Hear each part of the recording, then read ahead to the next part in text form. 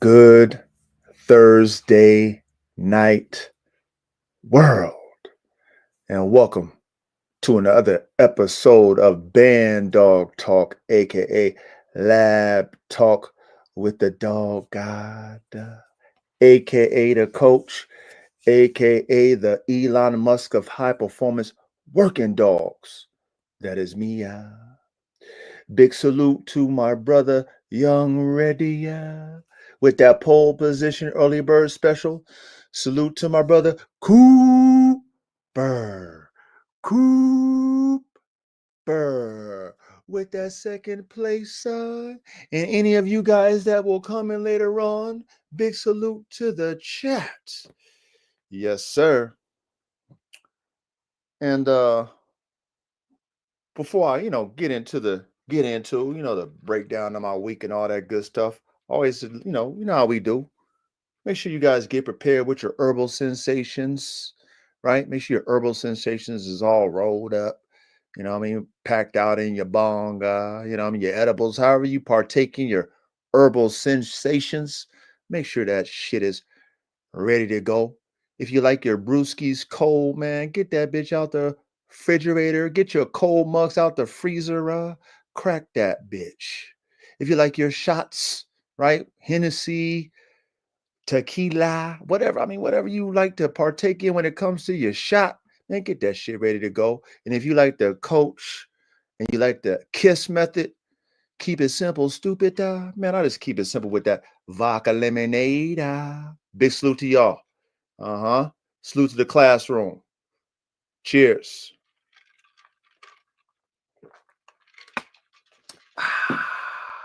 Oh man, it's always good to calm that edge from that work week. You know what I mean? Especially when you put in that work and more work 3 times, and you're a one-man band. You do all the work. You know what I'm saying? Nobody helps you with the work. You do everything. So when you're done with all the work, and you need to calm that edge, dealing with your work day, throws all kind of curveballs, fastballs, all the shit that your work day and your work week throws at you. You feel me, man? Go ahead and, get something to calm the edge when it's all done. Bill, big salute to you. Blue Line, big salute to you, my brother. Welcome. Welcome. You know how I like to debrief about my week? Very, very, very calm week with the dogs, man. Oh,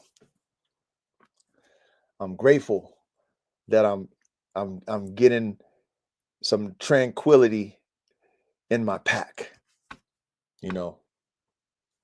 And my main energy that I've been trying to harness is my bitch Coco. And I put her in solitary confinement. What I mean by that is she's in her own 10 by 10 away from all the other dogs. And she's very reactive to energy, whether it be, outside energy from, deer, whatever's outside her space. She's very reactive. And she learned that actually fucking around with the pack, because she wasn't like that when I first got her. So since she's learned how to be rah, rah, rah, shish, boom, bah, you feel me? She's been on that rah, rah, rah shit. She's been extra credit, with her agitation and barking and all that, pacing back and forth and just being manic. So she's been in her own little 10 by 10 area in her own section, no other dogs around her. She's been there for probably like 4 months now. And I have a few items for her to fuck with, any type of bone, any type of nylon bite toy, anything that she can bite on, she destroys it, man. She destroys it. Show enough. Big salute to you, Show enough.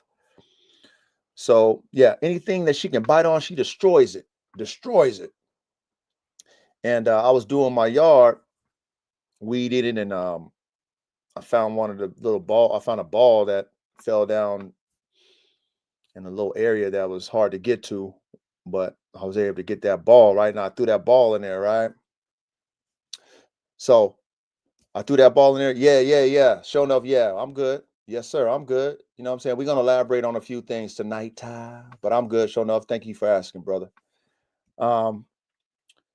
So, but anyway, I found that ball, right? And so I threw that ball in there for her, right?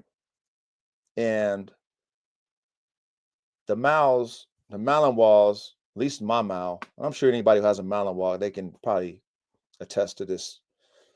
They're very intelligent dogs, free thinkers, very sensitive, but free thinkers, very intelligent. They very observant.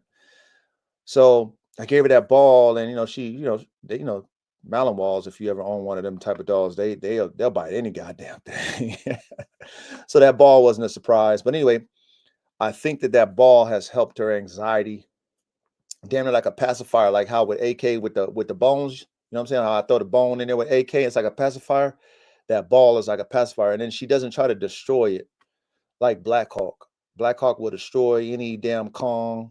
The thickest one, the black Kong, the black ball one, man, he destroys it. He'll destroy it. That's what just his mission. But her, on the other hand, she just likes to have it. She'll bite it.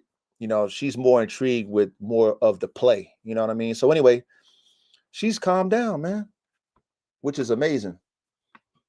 I didn't think that bitch was gonna calm down. Anything that she hear outside. I live out here in the woods. I live out here in the sticks in the mountains.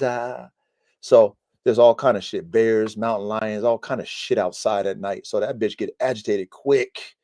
And then she thinks she a bulldog because she's been around band dogs, bulldogs, all kind of shit.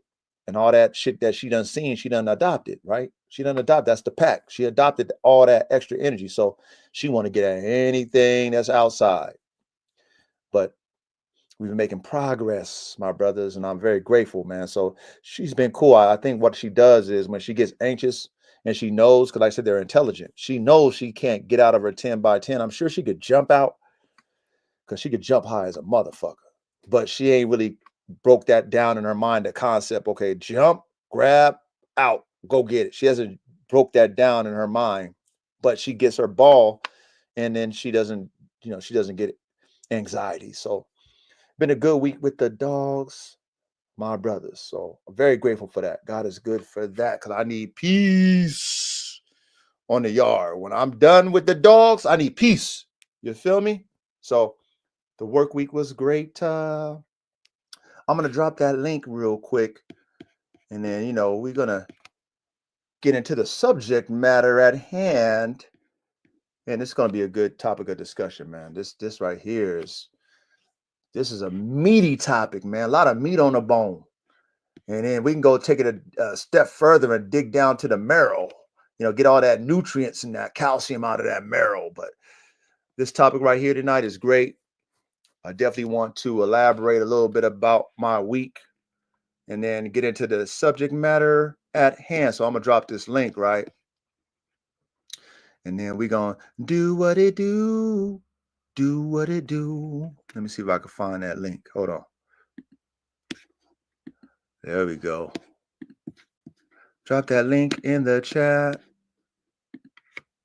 And those who are qualified, come on up. For those of you who are qualified, come on down.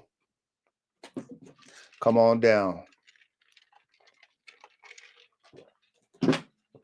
Hey, salute to all you guys' consistency for showing up to the classroom, man. I know this ain't the entertainment capital over here. This ain't Jerry Springer. I know a lot of people be entertained, man, but I appreciate you guys showing up for the classroom, bro, because that's what we're here for. We're here to learn. That's the time I want to bring and give to all of y'all. Young Ready? What's up, Coach, man? What's up with you, Ready? How you doing, brother? I'm all right, man. Yeah, man. We had an interesting night on. What was it? Tuesday night? Oh man. That was interesting, huh? Yeah. Was it? Was it? Sure enough was there. You know what I'm saying? Hey, salute to you, inquisitive Jenna. Big salute to you, brother. Salute. Yeah, that was interesting, man. I kind of wanted to elaborate a little bit on that before we get into our topic. This evening. I want to give a big shout out and salute to Going Hard Kennels Reloaded. If you guys don't know who they are, the twins, they are, some dog men that I respect wholeheartedly. I've been following them since they decided to come online. Like I've always told you guys, I am a dog. I'm a dog connoisseur. So I watch all kind of different dog channels, all kind of different breeds of dogs. I love dogs. You see what I'm saying? So I watch a lot of people's shit. I'm a spectator and I always play in the back. However, with the twins, you know, I've been really, really resonating with Mo, you know, and those of you guys who follow the twins and follow Mo, you know, he's shared with us that, you know, he has a heart condition and, you know, he want to just leave us with some game. You know, he doesn't know how long he's going to live. So, you know, he shared that with us multiple times. So when he gets on there and gives us the game and teaches, he's, you know, like he's teaching it, you know, to me, this is my opinion. He's teaching us like it's his last day. He want to give us all the game that he got over his 60 plus years on the planet dealing with dogs, all type of dogs, and you know his experiences. He want to give us that. And lately I've been feeling his passion, and based off of his passion, when I listen to the podcast, when I'm dealing, you know, I listen to the podcast when I'm taking care of my dogs. So I got a lot of work to do every day. There's no days off with these dogs. I clean up piss and shit time every day. You know what I'm saying? Take care of my dogs, do all the shit I do. It's just a lot of work. So I like to listen to, you know, informational type of dog content. That's what I listen to when I'm taking care of my dog. That's what I listen to actually most of the time because I'm always want to learn dogs, right? So, you know, lately, it's been a few months. He's been given extra game about formulas, how he, you know, his yard, other yards, how he put his dogs together, the what's, the whys, and you know that's what we all about over here. I'm gonna say we because I want us to be about formulas so that we can create the next level dogs. That's what we about, creating next level high performance dogs. You know what I'm saying? That's our vision. Yeah. So to hear that from the OG, he's spitting the truth based off of experience. And I know he don't have to tell us that, but I understand why he want to give back. And this lives forever. Even, you know what I mean? Well, as long as the earth is still standing and YouTube is still up, he knows that his voice and his information is going to live even when he transitions into the afterlife and lives forever, eternal life. But his life and experiences here on the planet in the third dimension still live on these channels. So long story short, I've always heard the OGs asking for participation, asking for brothers or sisters, whoever, to come up and participate, but nobody really comes up. And it is what it is. I mean, I'm not here to tell anybody to come up. That's not my channel. However, I felt compelled to come up this week. Okay. And I decided to come up on the panel. And so when I did, you know, I wanted to show love and respect to the OGs because I do have love and respect for Twin Mike, Twin Mo. I do have love and respect for them. I have a genuine relation. I can relate to Mo because I'm a high performance dogman engineer. I haven't bred competition dogs, but I respect his philosophy because at the end of the day, a high performance dogs should be doing some level of high performance work or competition. Would you agree, Reddy? Correct. Okay, cool. Chat, I'm sure you guys agree with that too.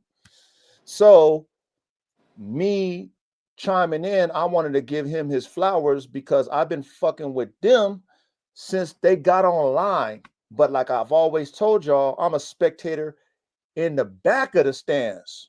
I'm not in the front. I'm not in the chat. But I'm out there paying attention, taking notes. I've always spoke that. I'm always taking notes when I'm in the classroom. I'm always in the classroom taking notes because I like to learn, and especially from those who have experience in what they're talking about. That's what I like. So I decided to come on, pay my homage, and I asked them a question because Brother Mo also breeds Malinois. Some of y'all might not know that. but he does. That's his passion now. That's what he does now, is Malinois. So, ready? I was like, let me ask the OG, shit. He's invited many people up, but nobody show up. Right. So, I put in the chat, hey, can you send the link so I can come up? Drop the link. I come up.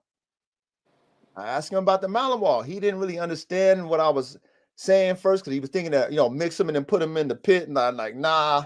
Yeah, that's what he was thinking. Yeah.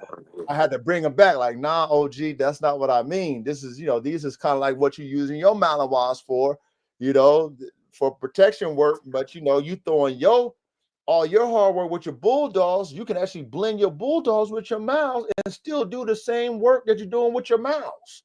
You know what I mean? So that, I'm sure that kind of triggered him. You know what I mean? Like, oh, okay. I got to see, he said that I got to see some of those things. You know what I mean? Now, I don't think he's really on social media like that. So I can't really show him unless he got a social media and all that shit. But I just kind of brought it to his attention because I was always curious because I know he liked mouths. He's good with mouths. He breeds mouths. I know he was top tier with competition dogs and breedings. So I was like, OG, have you ever thought about that? Because that's what I felt like asking him. You know what I mean? He invited us, whoever his listeners on the panel. They've been asking this shit for many moons. They've been asking that shit. You know what I mean? So I came up, right? So then that sparked the dialogue right there off the top. Okay. So now in the beginning, earlier on, before I got up, I was listening to Mike, and he had a discussion, and I felt his passion in what he was discussing. And based off of what he was discussing, I wanted to be able to chime in on that. And it ties into the conversation today that we're going to have. But I wanted to be able to chime in on that because I felt the direction, even though he wasn't saying it. You know how people, how they do, they say it without having to say it directly, which, I can respect because you don't want to be causing no issues when there really isn't one, but you have something that you've heard and then you got your feelings on it. So you're gonna say something and kind of leave it in the open. And so I felt that that's kind of where he was leaving it, right? Yeah. So I caught his drift. I understood it. You know what I mean? Gotta give a shout out to Buck. Okay. Now I don't have no feelings against Buck. I don't have no feelings either way against Buck. I watch everybody shit. I'm on the sidelines. Buck had a discussion about performance dogs, what we're going to talk about, of yesterday versus today. And his argument was the ones today is better than the ones of yesterday. Okay. And honestly, my opinion, his fight is honestly with the OGs versus him, or the ones who's doing it today. I really feel that it's a personal vendetta. I might be wrong. Okay. But as a spectator, okay, I'm gonna make sure I make this clear, you guys. Dog world, pit bull community, the dog god, aka the coach, aka the Elon Musk of high performance working dogs. I'm a spectator to what you guys is on. I'm a spectator to your community. I don't know none of y'all insides and outsides. I just know what I hear. So when Buck had his show, he had a great topic of discussion. And his view on it was something that I felt I compelled as a spectator who's a student of the game. I would love to comment on. Okay. So, but that's neither here nor there. I was going to have my own show about it. Okay. And I already told you, Ready, I got a show. I texted you already before we even got on that shit. I got a show that you're going to love. This is before I even got on there on the OG show. Okay. So that's neither here or there because I wanted to talk about this too. It just so happened that I'm on the OG show. Now, their show wasn't even about this topic tonight. They was going to interview somebody. But at the same time, I asked to be invited on. Another gentleman got on too. You know what I'm saying? So it was me and another gentleman. You know what I'm saying? We just kind of talking.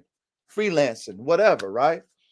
Now, as we talking in freelancing, the discussion, it's a good discussion. You know what I mean? It's kind of surface level, but it's a good discussion. It's gonna get there, right? It's getting there. And long story short, the chat, their chat is going crazy, right? There's more discussion in the chat than what we having. But at the same time, I'm seeing more and more people coming on, right? Because now there's a conversation going on, and there's dialect going on between myself, the other gentlemen, the twins, Mike and Mo. So, some dialect going on. So, is sparking conversation even in the chat. Now, this is what I want to address, and this is what I want to do first and foremost. Okay, I think his name is Cosmon. Okay, I went to Cosmon channel because I'm a man of my word. Okay, and he stated that I was the first one to bring Buck City up before the panel, right? And I said, no, I didn't bring him up. I wasn't the first one. I didn't mention his name. So he went on his channel to do his, whatever. And then he showed where twin Mike, he put up Buck City's comment about, well, let's debate about it. I don't know. Did you see that, Reddy? I don't know if y'all. Nah, I didn't see his joint. Okay, well, Buck City's his name is what the Helly TV. Okay, and he had that on. No, I saw Buck City's joint. I didn't see the Cosmon dude's joint. No, Cosmo didn't have nothing. He went on the panel later on, I guess, after that part. He got on the panel. I don't know. Oh yeah, I heard all that. Yeah. Okay, but did you see the what the Helly comment about let's debate, you know what I mean, that OG had on there? It was from What the Helly or whatever, right? Yeah. Okay, so anyway, he mentioned, Cosmo mentioned that I was the reason why this shit kicked off. He blamed me. He tried to blame me for Buck and OG's, whole interaction. Like I started it, right? So I was like, no, I only directed my contact toward Buck when he was on the panel, right? Yep. So, long story short, I went on his channel. He showed when that what the hell he went to the part where I mentioned Buck's name. Okay, but that what the hell comment is Buck. Everybody in the chat know that's Buck. I know Show Enough can attest to that. Everybody in that chat know that what the hell is Buck City. Everybody know that. Okay, and they was already going into the chat before OG put Buck's comment on there. What's up, Pablo? They was already going in on the chat against Buck on the chat. They was already doing that shit. They was bucking them, going back and forth. So OG put that comment on there, and that comment was up there for a while before I told OG that. I said, I think that's Buck. I think that comment is Buck. So I'm gonna say this, Cosmo. I'm gonna apologize to you. I already apologized to you in your comment section because I'm a man. I'm gonna apologize to you because I didn't think that I brought up his name before I addressed him in the actual on the panel when he came up. I'm apologize because I didn't mention his name. However, his name was mentioned by the OG before I even said it. You don't think the OG Mike knew that? What the hell he was freaking Buck? You don't think that? That's what I got to say to you as a man. You don't think that when OG put that up there, he didn't know? Did you not think that OG didn't hear the same podcast that I heard with Buck talking about this topic? And why, when he was starting out from the beginning, he was kind of insinuating certain things? Come on, man. We got to use our brain here, fellas.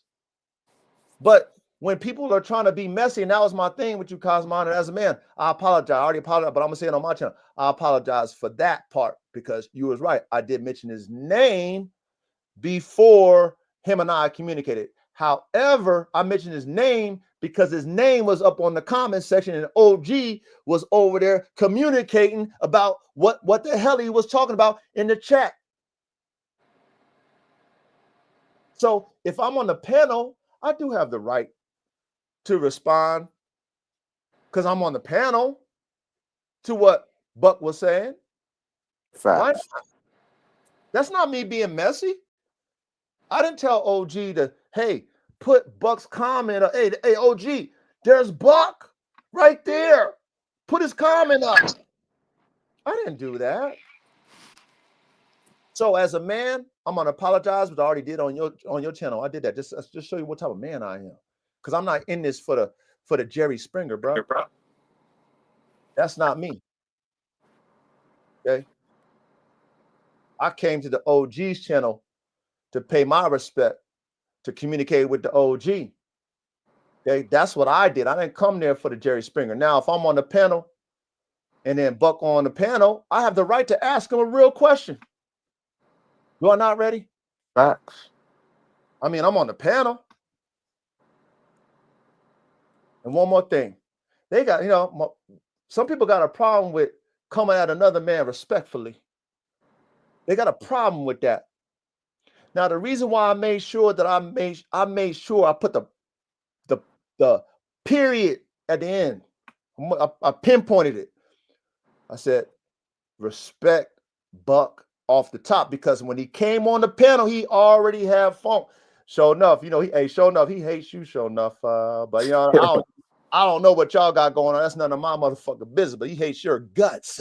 Facts. Anyway, that's none of my business. I'm not in that. You know what I'm saying? I'm over here doing what I do. You know what I'm saying? So that's y'all's business, sure enough. You know what I'm saying? I stay out of it. I don't got no skin in the game. Either way, I'm a spectator. But because I knew he was angry and I knew he was being defensive in the chat, he came on the fucking panel playing defense. So if I don't have no skin in the game when it comes to his anger, when I ask him a question, I need to make sure I disarm his defense against me, because I really want to ask him a question because I'm trying to spark dialogue, because that's the conversation I was going to have on my podcast on Thursday, which we're having tonight. So being that Buck came on and he's there and he's the one that initiated the conversation, I asked him a real legit ass question and I made sure I was thorough. A lot of motherfuckers aren't thorough in their questions. So then it leaves it broad and up to speculation, and then it causes confusion. I'm not trying to make Buck confused when I'm asking him a specific question, because I want a specific answer. So when I'm trying to elaborate to get him to understand that, hey, I'm not trying to lead you down a rabbit hole, brother. Hey, brother, you don't got to be defensive against me. I'm just asking you a question because I want to know. What's that saying? Inquiring minds want to know. No. Inquiring minds want to know. I'm a thinker. Maybe you guys, and I'm not saying anybody in particular, we just talk about in general. Please don't put yourself in the shoe if it don't fit you. But if you're not a thinker, you might not ask it. You might not know how to ask it in depth so that the person you asking the question can comprehend what you're trying to get at. You might not know how to do that. I know how to do that. Okay? So that I can get my answer. And so when Buck understood that I wasn't trying to come at him and I was really trying to ask him a real question, he answered it. He answered it. I know how to direct my conversations. Ready? Chat. I know how to direct my conversations. Okay? Because if I was in his face, we wouldn't have that tension. We would have a good conversation. He would feel my vibe. He would understand at the end of the day, I'm a thinking man, he a thinking man, and we're going to have a real conversation without all the Whitney. That's what we're going to do. That's what him and I going to do, because I ain't got no skin in the game. I don't know Buck. He don't know me. What I got funk with him for? I ain't got no funk with you. I'm on a panel. You on a panel. I'm a thinking man. You a thinking man. I got a question. You might have an answer for me. You might have a question for me. I might have an answer for you. That's what that panel shit is all about. That's how we do it, right? Ready? Correct. Chat. That's how y'all. I mean, come on, man. I want y'all to understand. I want y'all to understand. Okay. Now, That sparked great dialogue. Okay, great dialogue. Before I was able to even answer, right, my question alone and Buck's answer alone sparked Mo. That's their show. That's Mo and Mike's show, not my show. Before I can even answer and give a rebuttal on my end, because I asked Buck that question, Mo chimed in, and then Mo and Buck was interacting, and that sparked some pretty good dialogue. I thought it was pretty good Oh dialogue. yeah. What do you think, Reddy? I don't know. Yeah, that shit was cool. I thought it was pretty great. So you know what? Since that wasn't my channel, and I respect other people's channel, I have respect. You understand that word? Respect. When I come at you and I say respect first, you should know that, you know what? I'm going to ask you a real question. Do not take that motherfucking question personal. Right. Why can't men talk respectfully, whether it's contrary to what you believe in or not? Why can't we talk respectfully? And that's what I made sure that Buck understood. Okay? And I honestly felt at that time, once I confirmed it with him, like, bro, I'm not trying to, I don't want you on the defensive with me. Then, I felt honest. I felt that he understood that I wasn't trying to fucking agitate him.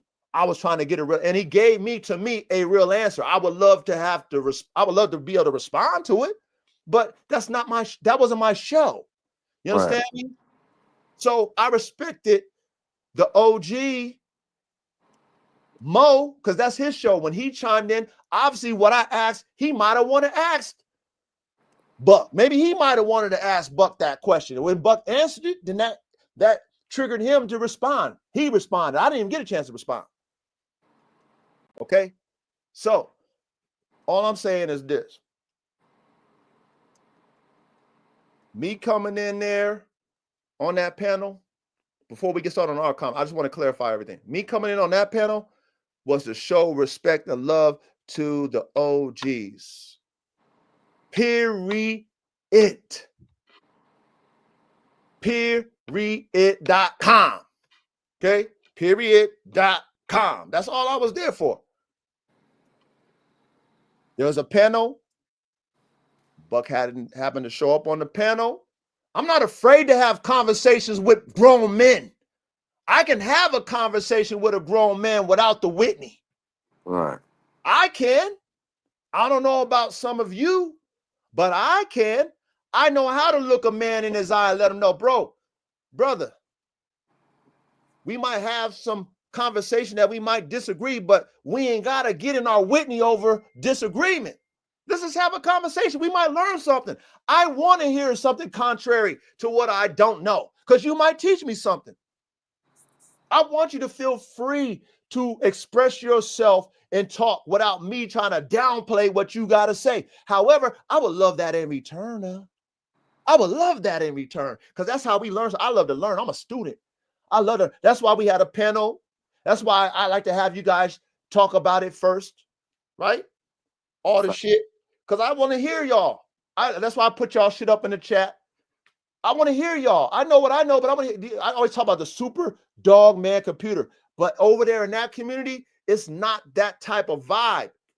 Everybody is Mr. Know-it-alls, and everybody got egos, and then everybody like funk. They don't like unity.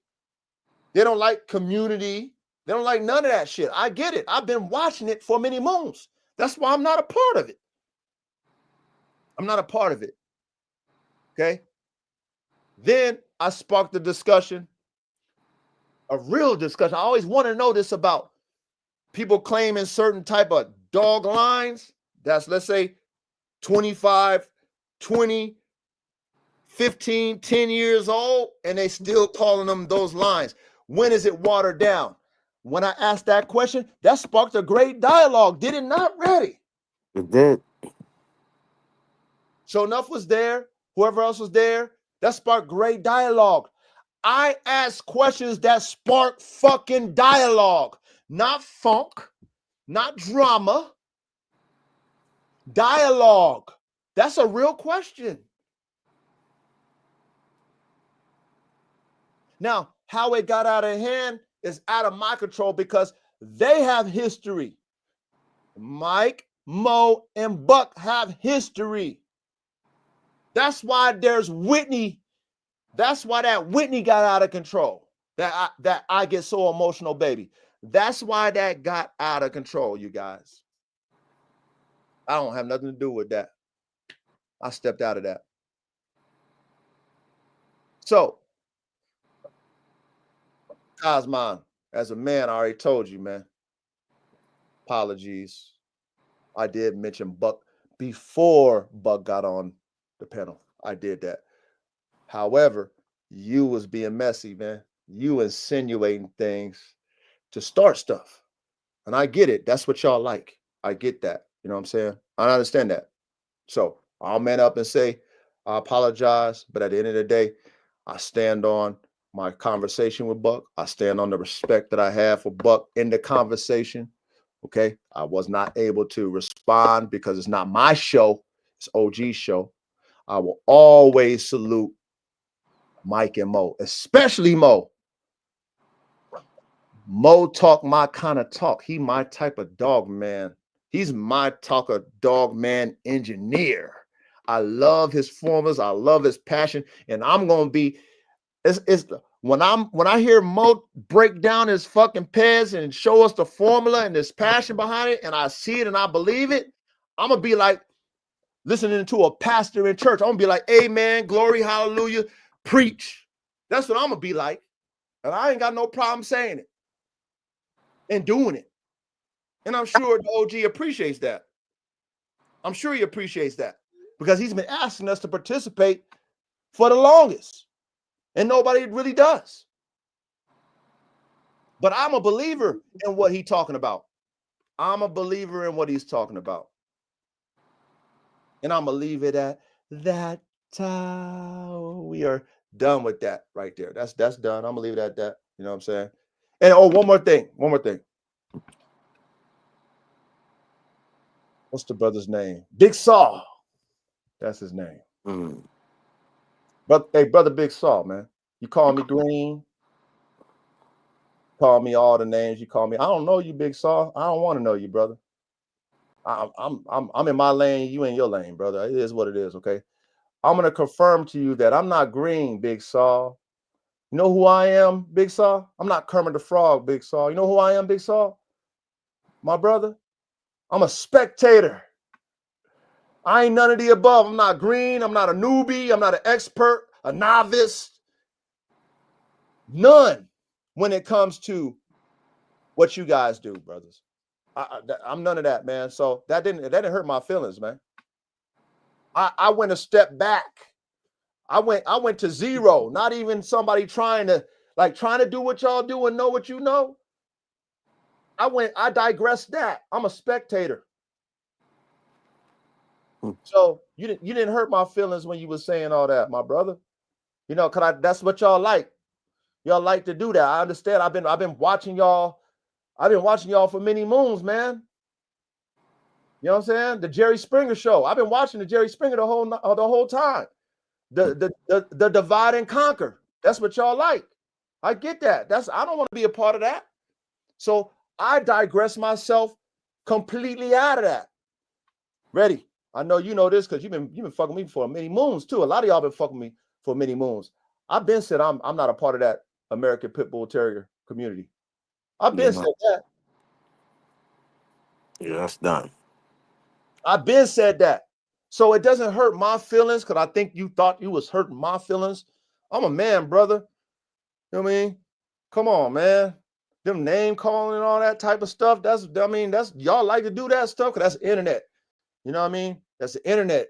People like doing that name calling and stuff. I'm grown, man. I ain't got time to hear that type of stuff. You got it. I'm gonna give you one up on me. I'm gonna give you the ultimate kill. Right now, I'm a spectator. You got me, Big Saw. I'm a spectator. I want the world to know when it comes to competition dogs and all that type competition stuff that certain individuals want to proclaim and be experts at. I'm not an expert at it. I ain't never owned a competition dog. Understand what I'm telling you? We're gonna get into the topic. I never owned a competition dog. I never bred a competition dog. Bulldog now. Okay. Never was in a pit and handled a competition bulldog. No, not that. And never sold one. So you call me green, Big Saul? Bro, I digress. I ain't none of that. I ain't shit, nigga. When it comes to what y'all do, y'all got it. Y'all got that. I don't want that. I'm a spectator. I like fucking with OG. You know what I'm saying? The twins and shit. You know, I like to listen to Richard Garcia and all them niggas that been there, done that. That's what I like to fuck with as far as like where I get my knowledge from. And every now and then, Buck City gives some game too. I can't front. I'm gonna give him that. Every now and then, when I tune in to Buck, he be breaking down some real shit too. So respect the Buck when he break down that real shit. But that Jerry Springer shit, I'm cool. So I digress on that. Like I said, that's the kind of, kind of summarize where we're gonna have this topic, why we got this topic. It actually came from a conversation that I heard that Buck had about performance dogs, or the dogs of today, American Pit Bull Terriers of today, being better or worse than the ones of yesterday, of the past. Okay. So I want to conversate on that. Carolina Blue was there. He, what I'm saying? He was there. They was trying to low key this AK a little bit Come on, from man. that picture, the thumbnail pic you had. What they say? Or like that dog in the picture would be good for weightlifting. Why don't you do that or something? Well, I don't do what y'all do. So AK ain't never seen a box. And I'm proud of that. So they ain't hurt my feelings. That's why I say it's like, that's why I let you guys know, man. I'm a man, bro. Come on, man. This is internet shit. Y'all don't do what I do. I came up there for the OG. That's who I came up there for. I'm on his channel. You know what I'm saying? I'm in his chat. And I still was respectful. No doubt. I could be disrespectful. I can get nasty. I could be petty. I could be messy. I can do all that shit. But that's not me as a man. I ain't that way. I don't move like that on the planet. Okay, my peers, my daddy, my friends call me coach. That's not a nickname. Okay? That's not a nickname. That's not, that's the nickname. That's Pookie from the block. Nah, that's earned. Because I handle shit correctly. So I know how to handle myself when I'm on somebody's live. I can show respect to the OGs and not cause turmoil. However, I'm going to still stand on mine while being respectful. That's why I said what I said to Cosmo. Show me that. And if I did, I apologize. But if I didn't and you apologize, that was it. That's it. That's it. Yep. That's it. I didn't call him out his name. Oh, fuck boy, you fuck boy this and all. I didn't do none of that. It was simple, man shit. Man shit. And then when he showed me that I did mention his name, I didn't mention his name first. He put himself up there, and the OGs put his name up there, and everybody in the chat knew that was Buck. In the chat, everybody knew that was Buck on the motherfucking screen before I mentioned it. But because you said I said it before that, and I said I didn't, and you showed me I mentioned, hey, I think that's Buck, OG. When he put him on the screen, and he was kind of insinuating some things about the pussy thing that was said in the chat. I came as a man and I apologize. I did it on my show and I did it in your comments on your show. You probably wouldn't have did that for me though. Right. You probably wouldn't have been man enough to do that for me. But because I ain't never had no issue with you, Cosmon, I don't have an issue with you at all, brother. I don't have an issue with none of y'all. I honored my shit. I honor my shit. I did what I said I was going to do as a man, and that's that. And I did that. Hopefully you can respect that, and we can leave it alone, bro. And like I said, I'm not green. I'm a spectator, bro. Man, you defeated me. I'm not none of that. I'm not a part of none of that shit y'all do. I don't know nothing that y'all do. Don't want to know it. I was there for OG, Mike, and Mo, and that's the only reason why I was on that panel. It just so happened that Buck was on there, and I asked Buck a question, and that was that. And it was great conversation, great dialogue. That's probably going to do so much views just based off of the question. You feel me? That's probably going to do buku views because of the dialogue was so fucking good. That was a legendary interview. No fronting. That was type legendary right there. I mean, so I did my part as somebody on the panel. Some people probably be scared to ask Buck a real question that might be contrary to how he feel about it. Some people might be scared. I don't know. Maybe you won't. Some people might. But I made sure to disarm him as far as his defenses toward me, because I don't have no emotion toward him or no skin in the game of hate toward him. I just want to know his perspective. Isn't that what a debate is about? Yep. I thought that's what it was. Why we got to get all in our Whitney about a conversation? We grown ass men. We not women. We grown. Salute, Bando. Salute, Bando. So why can't grown men have real conversations and then spark dialogue and keep it going and hear point of views and perspectives and have the chat in there agreeing, disagreeing, having conversations too, having that motherfucker just going. I mean, come on, man. That shit went 7-8 hours. Damn near. Oh, yeah.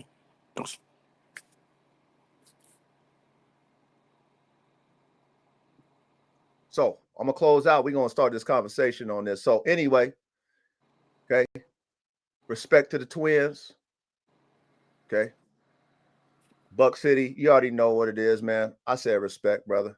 If you don't, you know, if you can't take that as what it is and you want to think what your people's trying to sell you on me, you ain't never met me. But if you want to believe what your people are selling you on me, it is what it is. I mean, I can't convince you otherwise. You know what I'm saying? I'm a man. I told you what it is. Don't got no problem with you. Never did. I just asked a real question. Okay. Cosmon, I already apologized to you. What more do you want, man? Okay. I ain't shit. Okay. Big Saul, I'm a spectator. I ain't shit, nigga. What you want? Done. Now let's move on. Salute, caveman. Fucking troublemaker. I mean, golly, man. You know, it's like, well, it's like as men, this is the shit that fucking blow me up. And we're gonna get to the topic.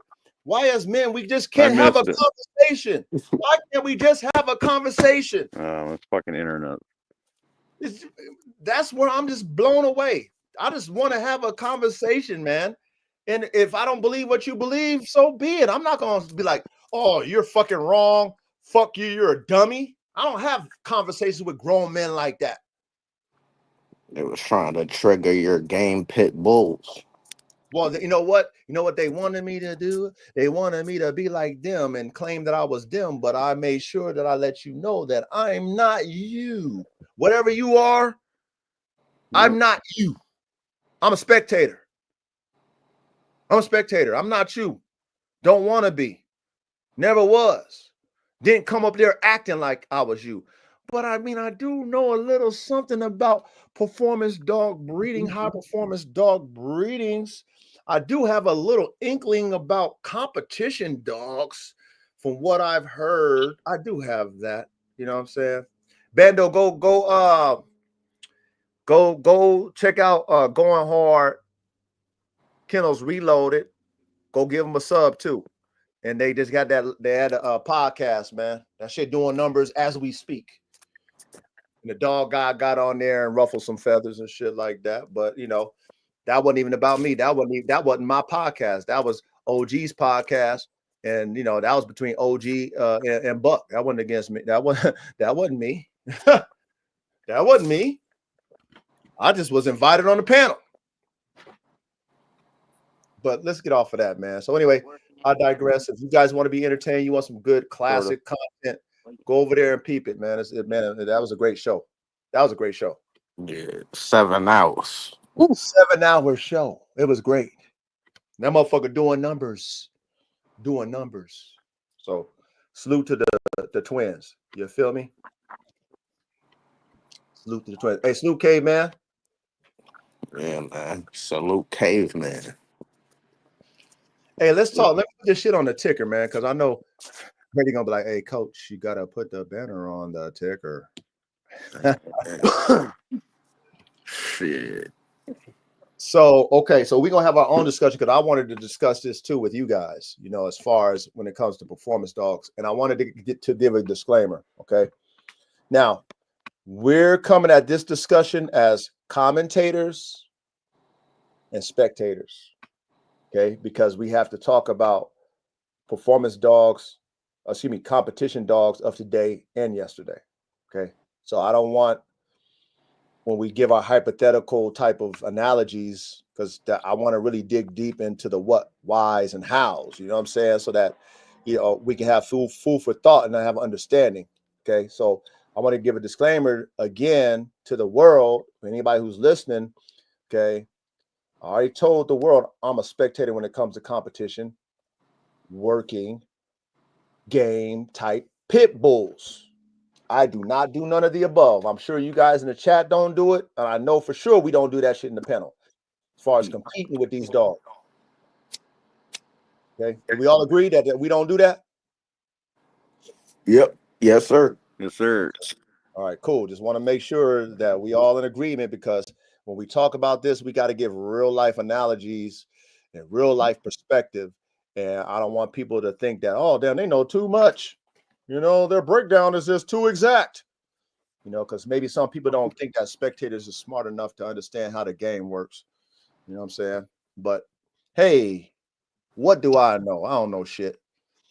So, topic of tonight, performance. I had to put this for today's dogs. Performance / competition American Pit Bull Terriers of today versus competition American Pit Bull Terriers of yesterday in America, in parentheses. Okay, this is American dogs versus, not all over the world. And this is the reason why it's not worldwide.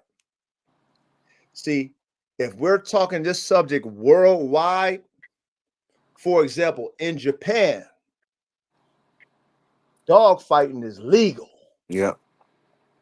They have a full sanctioned body. They got stadiums that they pack. They have bets, all kind of shit. They battle all kind of dogs, not just competition pit bulls, all kind of dogs. They treat them like royalty. And overseas, worldwide, dog fighting is $1 billion business. Keep it 1,000 with you. Okay. So I have to leave them out of it because this is where the line is drawn. This is where my view on it, perspective on it, you feel me, comes in. And that's why I had to make sure we put in America, because I can't comment on what they do overseas, but I got a good idea how shit happens out here in America. And you know what? I don't know everything. That's why it's damn near what you would call a debate, because somebody might know something I don't know and put me up on game, and then I learned something. So let's have this discussion, and let's talk about it. Also in the chat, I want y'all to participate too. You know what I'm saying? Like, what y'all think about this subject matter, right? So before I even comment on it, I like to get you guys' point of view on this topic. Let's read it again. Performance. Okay. And now let me break down why I put performance in competition. I breed and I cook up high performance working dogs. Okay. I cook up high performance working bulldogs. Okay. That means I build them to be bigger, stronger, faster, and have maximum prey drive. That's what I do. Now, have I ever bred them for competition? No. So my performance APBTs or XL APBTs, okay, XL Pitbull Draco, they're not bred for competition. Not competition dogs. Right. A lot of people put their performance APBTs and they mix them in with competition APBTs. And they're two different things. They're two different dogs. Because a competition dog has to be proven in competition. Regardless of what the performance stats say, we have to know how good of a performer the dog is in competition. Now, the competition dogs of yesterday, though, we hear from OGs about these old, these legendary competition dogs. Those were competition dogs. They just wasn't performance dogs. They were competition dogs. Okay, so I had to make sure that make sure we understand, because a lot of people mix the two up in today. They think they performance dogs can compete with competition dogs, and I'm not saying they can't compete with unless your performance dogs is in competition, no contest. Period. Ain't no speculation in what your dog could do if it never competed. I don't want to hear that shit. Okay. And also, when we talk about competition dogs, I want us to talk about the best of the best. Legendary type shit. LeBron James, Kobe Bryant, Michael Jordan, Steph Curry, Deion Sanders, Jerry Rice. Champions. Yes, Hall of Fame type shit. We talking about best of the best. We're not talking about, you won a few, nah, we talking about legendary Hall of Fame level type dogs. Goats, facts. That's what I want us to focus on, okay? In America. Okay. So based off of that topic, what'd you say? What's the subject? Don't you see it in the ticker? Bando for life. I know you see it in the ticker. In that ticker, you know what I mean? It's scrolling down at the bottom. That's the topic. So who wanna start off with this?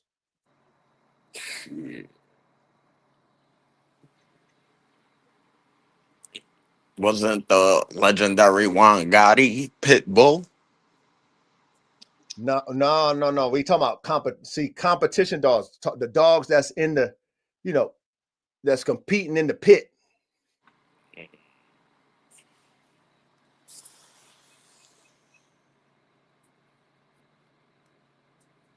Oh, no names like that.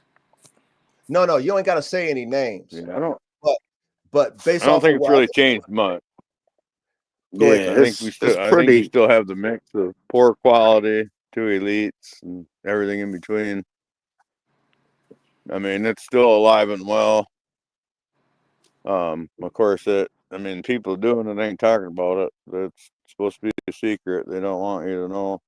Kind of like a whorehouse. It's not talked about. Underground. But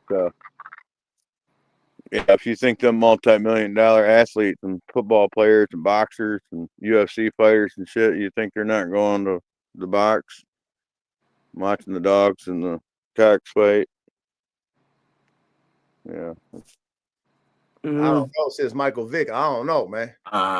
Yeah. I don't know about those. They don't want to risk their contract. I don't think they want to risk their contract for that shit. Because you already know with the people of the day, with the people of the day that you hang around with, they don't give a fuck about you. They'll fucking ratchet out. Tell on you.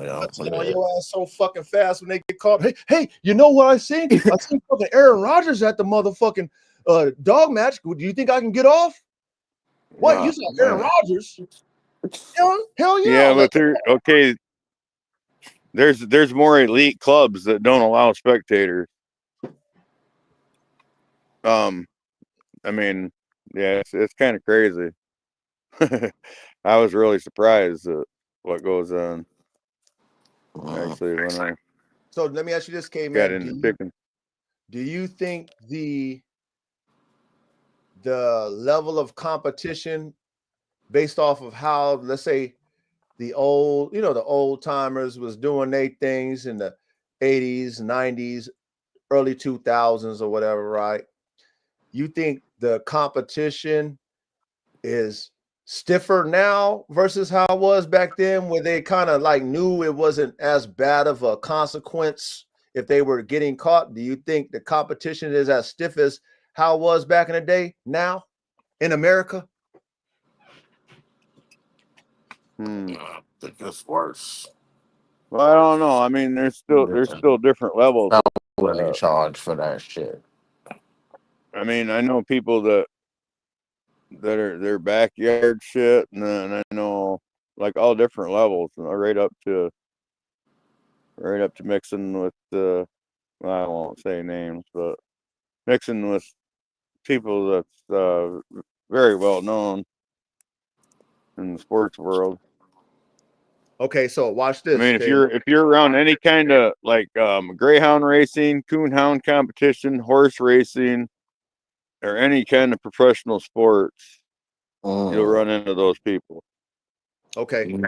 Okay, man. Okay, so so we're talking about, we're only going to talk about the elite level. We're not talking about backyard shit, because see, motherfuckers like to,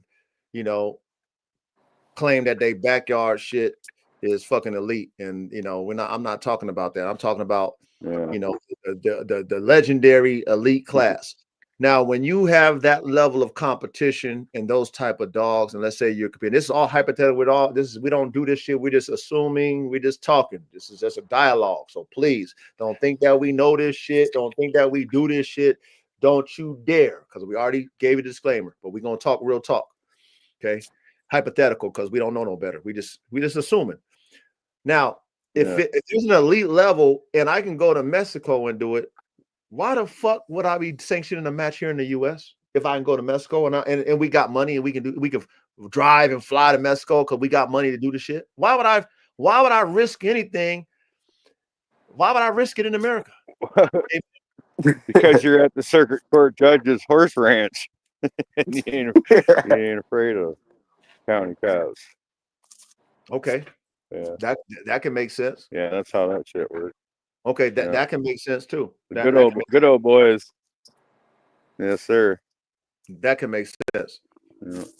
Yeah. So I agree with you on that part. If you're connected, but see, I got well connected though. I gotta object to that, because this was getting hold on, okay, man, motherfuckers. There was a story where one of them damn, I don't know if it was a congressman or fucking somebody, some type of statesman, got caught up in a dog fight and got busted. Damn. Yeah. So it's like, bro, you come on. Who do you think the elites have always been? If you look at all the elites' names and the dogs and the chickens all through time, it's like a doctor or a lawyer or a judge, somebody with a bunch of money and with a ranch that could maintain that shit and put it together and could work the sheriffs and shit, get who they want elected. And it wasn't no working, man. But see, we talking about now we going back in time, Michael J. Fox now, and that's the topic of tonight is yesterday versus today. Yeah. That's the key. That's the key to our conversation. Okay. Now today, if I'm a baller and I love the sport and I can have a league and there's other people who buy into the league, this is hypothetical. Okay, we just talking. I got money. We going to Mexico, man. I got a ranch in Mexico, across the border. All my partners, we flying to Mexico, and we gonna compete. Okay, because then how am I gonna get in trouble in Mexico? Right, we legal. We legal in Mexico. So how am I getting in trouble? And that's just right across the border type shit. You know what I'm saying? And that's why I made sure I stressed it in America. You know what I'm saying? Because in yesteryear, like you said, okay, man, motherfuckers didn't think that they was gonna have snitches and shit. Motherfuckers didn't think that they would get caught up on their own ranch. Motherfuckers didn't think all those things in yesteryears. And then they had more competition because the law was more lax than people's mentality when it came to competition dogs. It was more laxed. It's like, we do this shit, we ain't got caught. Fuck it. We gonna roll the dice and do the shit. Right?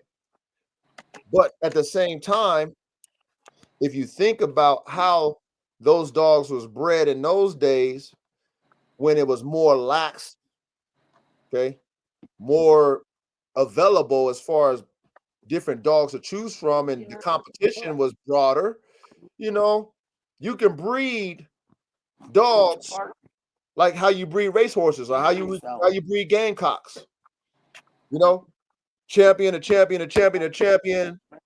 You know what I'm saying? Like you can breed competition dogs and competition dogs, the best of the best, right? Because that was more readily available to those who was in that high level of league.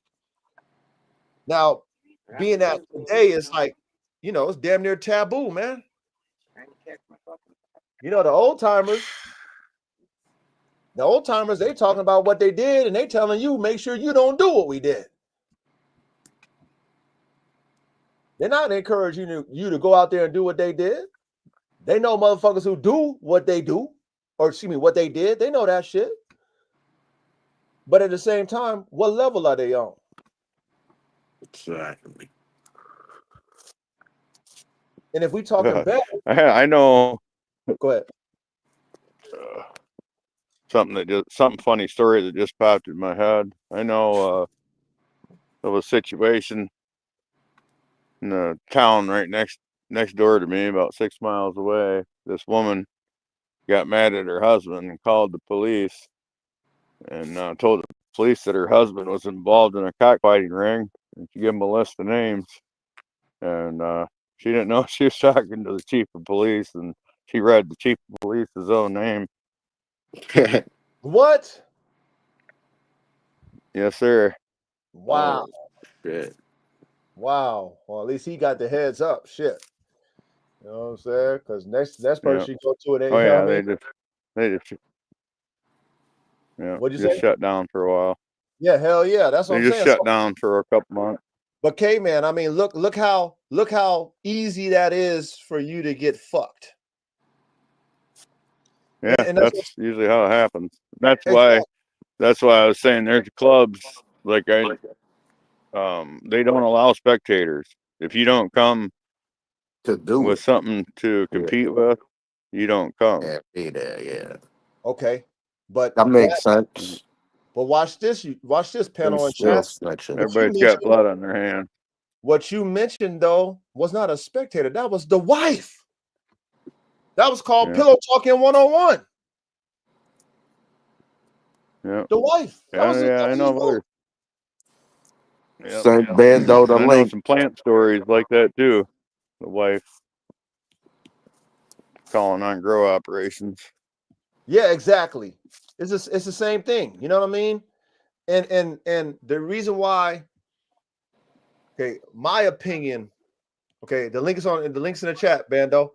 My opinion really is because of the dynamics of the people that's in it, in competition sports in America, and because it's illegal, and there's a lot of dumb motherfuckers that's in that shit.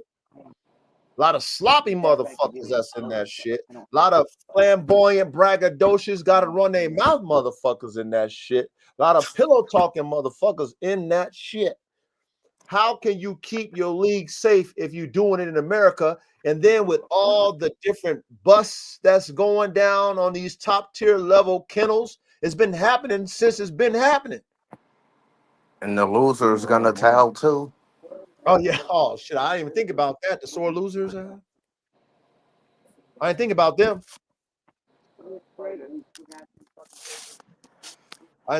Yeah, the losers are gonna tell too because they're gonna be mad because you beat them. Yeah, they're losing that money. Or if they get caught, they're gonna roll you under the bus. Oh yeah, that too. So that limits your genetic pool. Okay, that limits your genetic pool.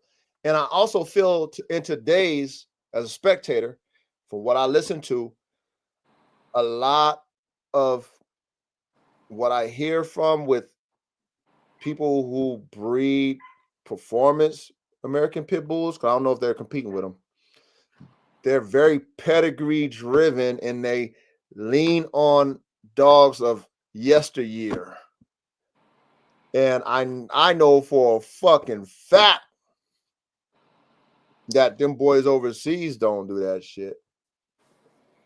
I bet you over there they got They champions, pushed them to grand level. champions that we ain't, of course, we ain't never heard of because we ain't over there. But those are their dogs that they lean on. The ones that's next, Yeah. next, The next son, the next. new son, the new Yes, daughter. yes. Next. Because if that's a multi-billion-dollar industry overseas, dog fighting, Shit. and they can do it legally and have a real sanctioned body and have thousands of people come to watch it. And like you said, take care of their dogs. They got rules and regulations, whatever they got. We don't know all that shit. But anyway, but there's money involved in that. Okay. Then whatever it takes to get that competition dog to be better than the opponent, they're going to do it. You know, and I always tell y'all, I mimic my program off of Formula One race cars or how you breed thoroughbred racehorses. That's how my whole objective is in what I do with my program. Okay. It's still a work in progress to understand it, but that's how every year with Formula One, they have to make a better fucking race car. And they have a different name to it. But you know why? They compete. They compete to know that. If you're not competing, how do we know what's better and what's not? Right. And depending on what level, what's up with you, Bando? Salute, Bando. Yeah. What's Yeah, good? What's the topic? man, should be cooking, man, on Performance Dog. The topic is performance competition APBTs of today versus competition APBTs of yesterday. Which ones is better? Damn near. You know How what far I'm is saying? yesterday? How far is yesterday? Well, yesterday is yesterday. Yeah. What you I what feel I you. mean by yesterday, Bando, what I mean by yesterday is what you know about legendary Kobe Bryant type competition dogs is yesterday. Today is if you even know anything about competition dogs of today, which, like Caveman said, we should know shit about that. We shouldn't. However, you know, we should still know about dogs, right? We might not necessarily know who owns the dogs, but we should still be seeing pictures of dogs because you know how much they with that with that pit bull. You know what I mean? That game pit bull, they love pets online. You know what I'm saying? How come we ain't Yeah. seeing no new pets online with better dogs of today? Well, I mean, like competition dogs. Damn, man. Hey, you know what? That's all goes about when I've been speaking this shit for quite some time. Making your brand. You know, it's okay.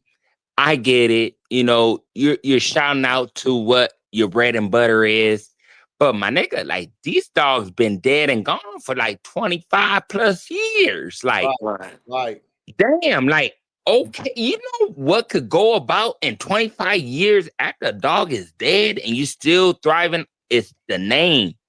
And at the end of it, you can't thrive on a name. You got to make your own brand, my boy. Like, you know, a lot of people ain't gonna like you and may not accept you the way you expect them to. Just like me and you, coach.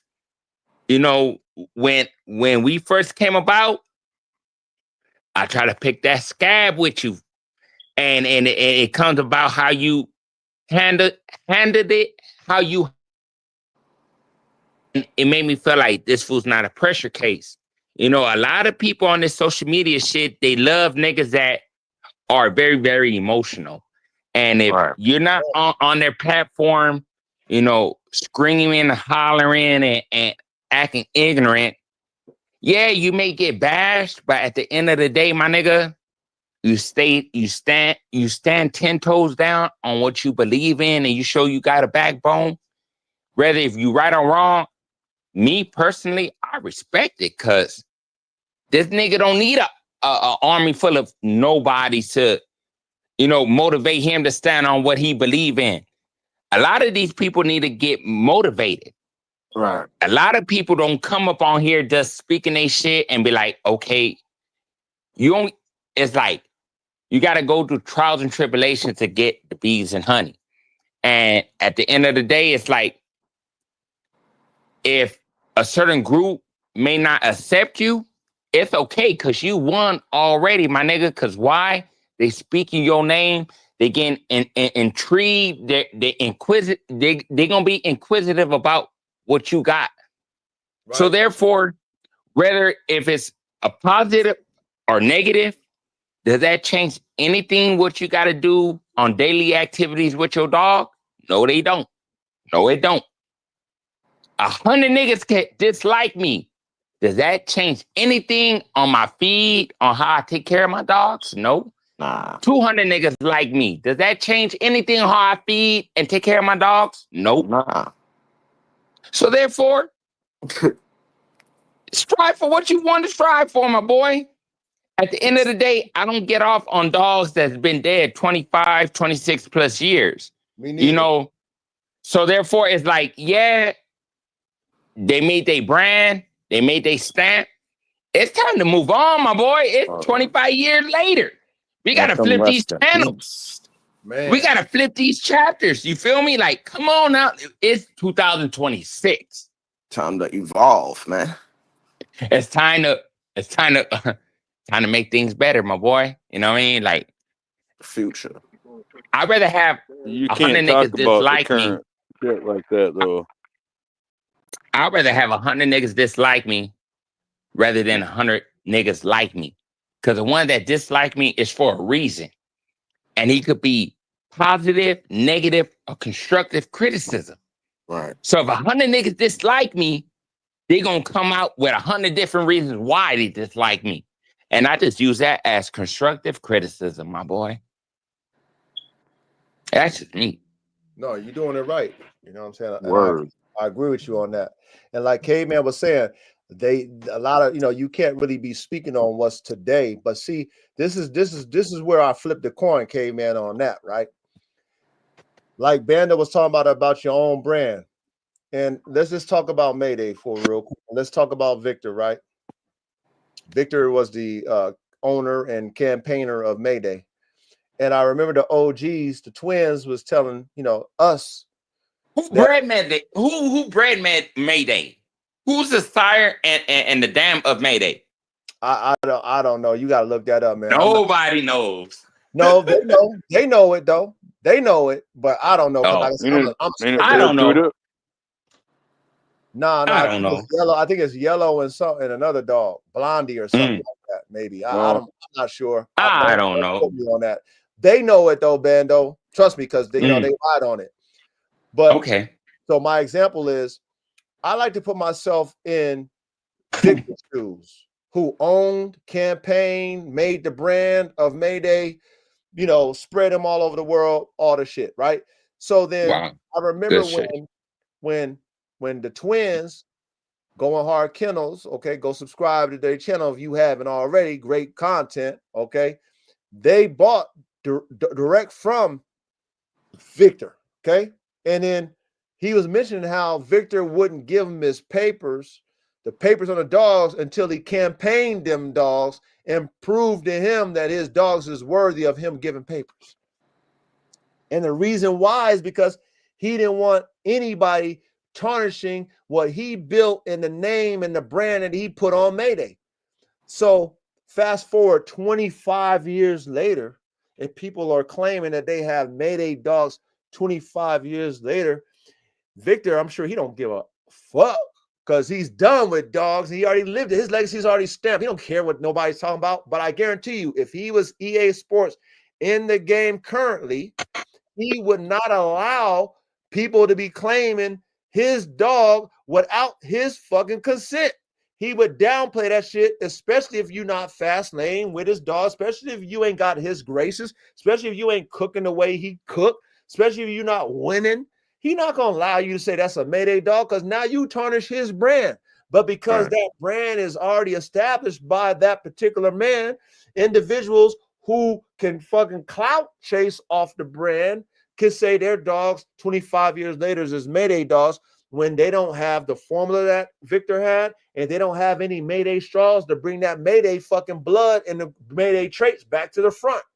And that's why I asked the question ready about when is these dogs watered down? Right. When is the dog considered watered down?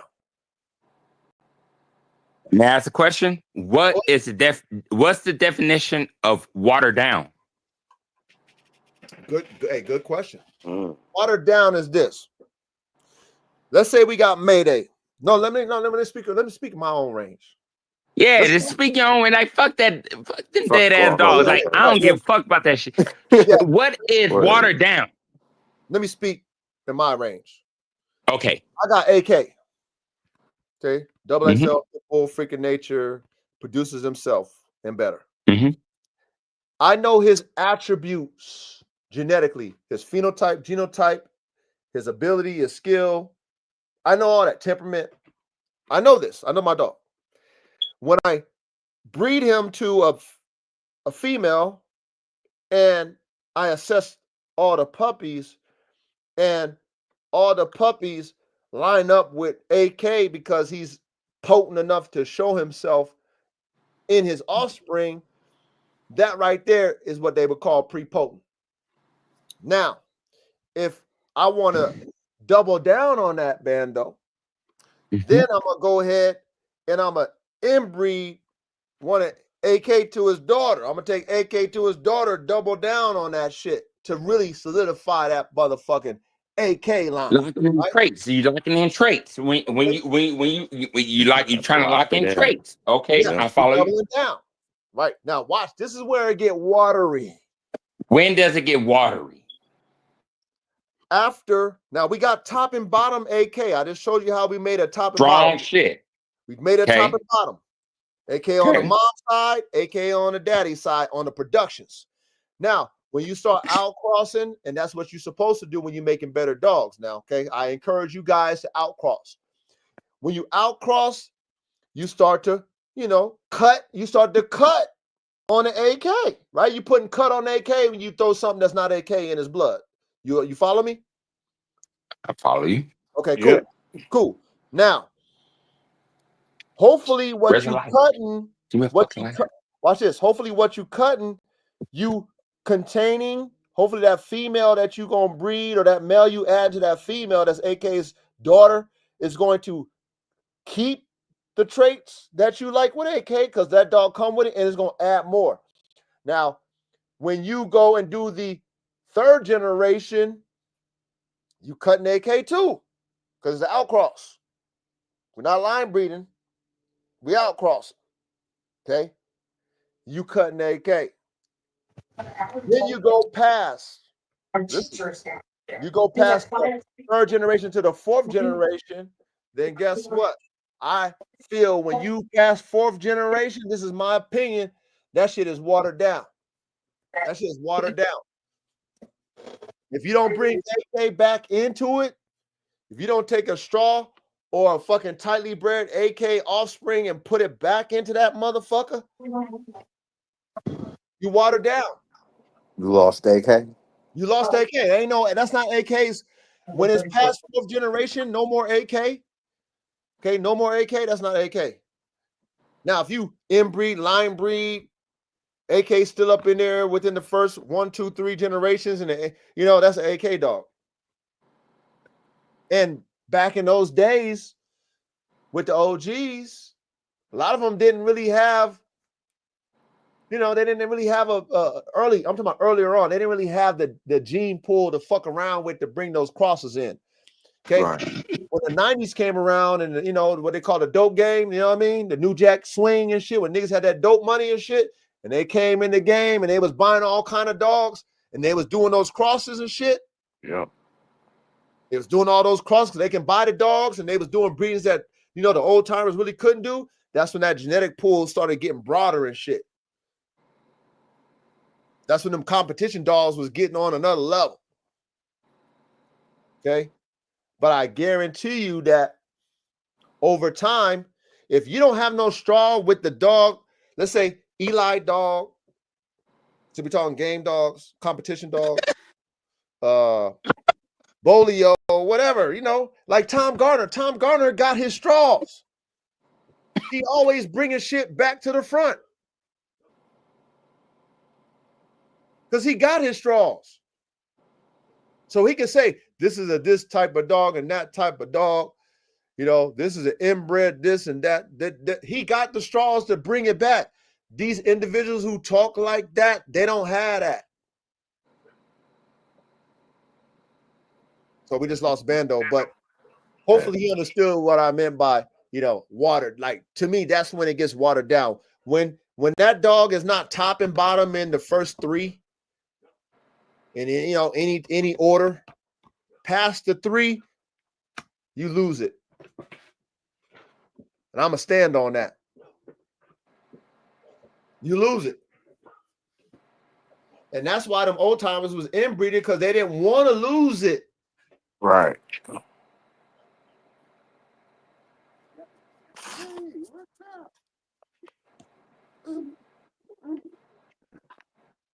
Good go bad though. Hello? Yeah, you got, you understand what I was, you understand the breakdown, Bando? I understand. I got it, but I try to do some other shit on this shit, and somehow, somewhere, I got booted out. But I kind of heard, for the most part, I do understand what you mean about Bando, water down. I'm gonna make it simple. If that dog that is your foundation dog that you're building your line off of is not top and bottom in the fucking first 3 generations, then it's not pre-potent. The dog, though, the dog. At least 3 times. So AK, top and bottom. If he's not showing at least in that first 3, top and bottom, okay, he's not pre-potent no more. Okay, I get it. This shit will rattle your brain a little bit. Yeah, if I'd you're want like to see him. It'll rattle your brain. I'd want to see him like twice on the bottom and once on the top in the 3 generations. You know what? If go ahead, Bando. Go ahead, my nigga. Go ahead. I'm listening. Okay, man. I'm listening. My formula that I'm doing is I'm gonna make sure in 3 generations he's in every spot, 1, 2, and 3. That's how I want to see it. I want to make sure that. Well, yeah. What I mean is he should be like you take him, breed him to 2 females, right? And you breed him back to his daughter from one of them, and then you breed one of those pups to his son from the other one, so that he is on there twice on one side and one on the other. Okay. See, that works too, K, man.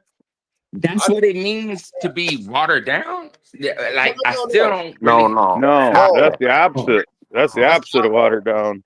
That's pre-potent. What K Man's talking about. I understand. I'm trying to.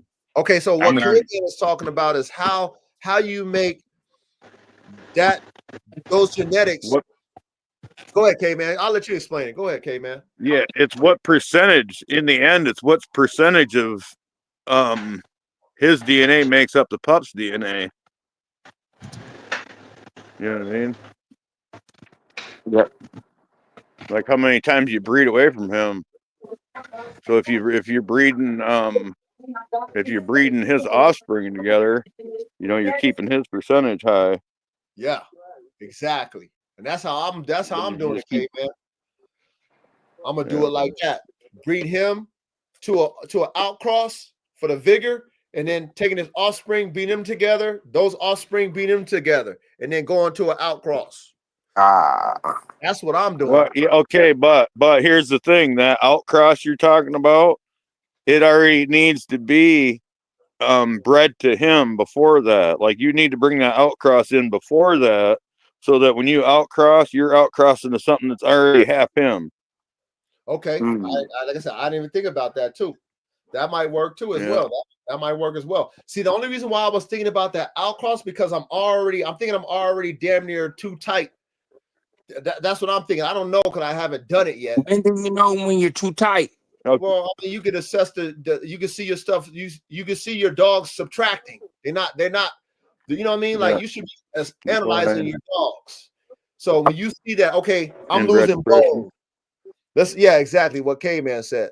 If I see I'm losing bone, or I'm seeing I'm losing, a certain type of head type, or I'm losing a certain type of intensity, then I know that I'm like what do you It's call that? watering down. Inbred depression. Inbred depression. You follow what K-Man said, though? I understand. I'm Okay. listening.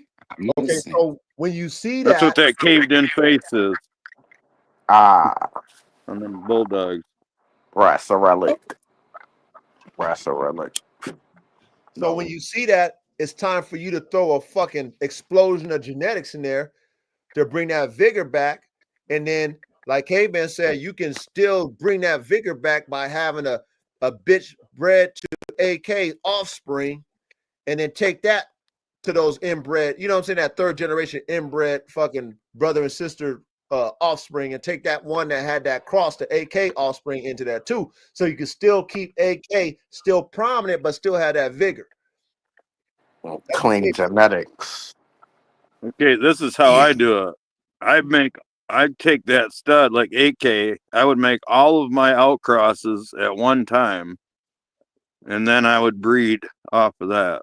Like I would breed those pups together, and they would be like I would do like I'd use 3 different unrelated females, all bred to him, and then when I bred their pups, all of them pups are half AK.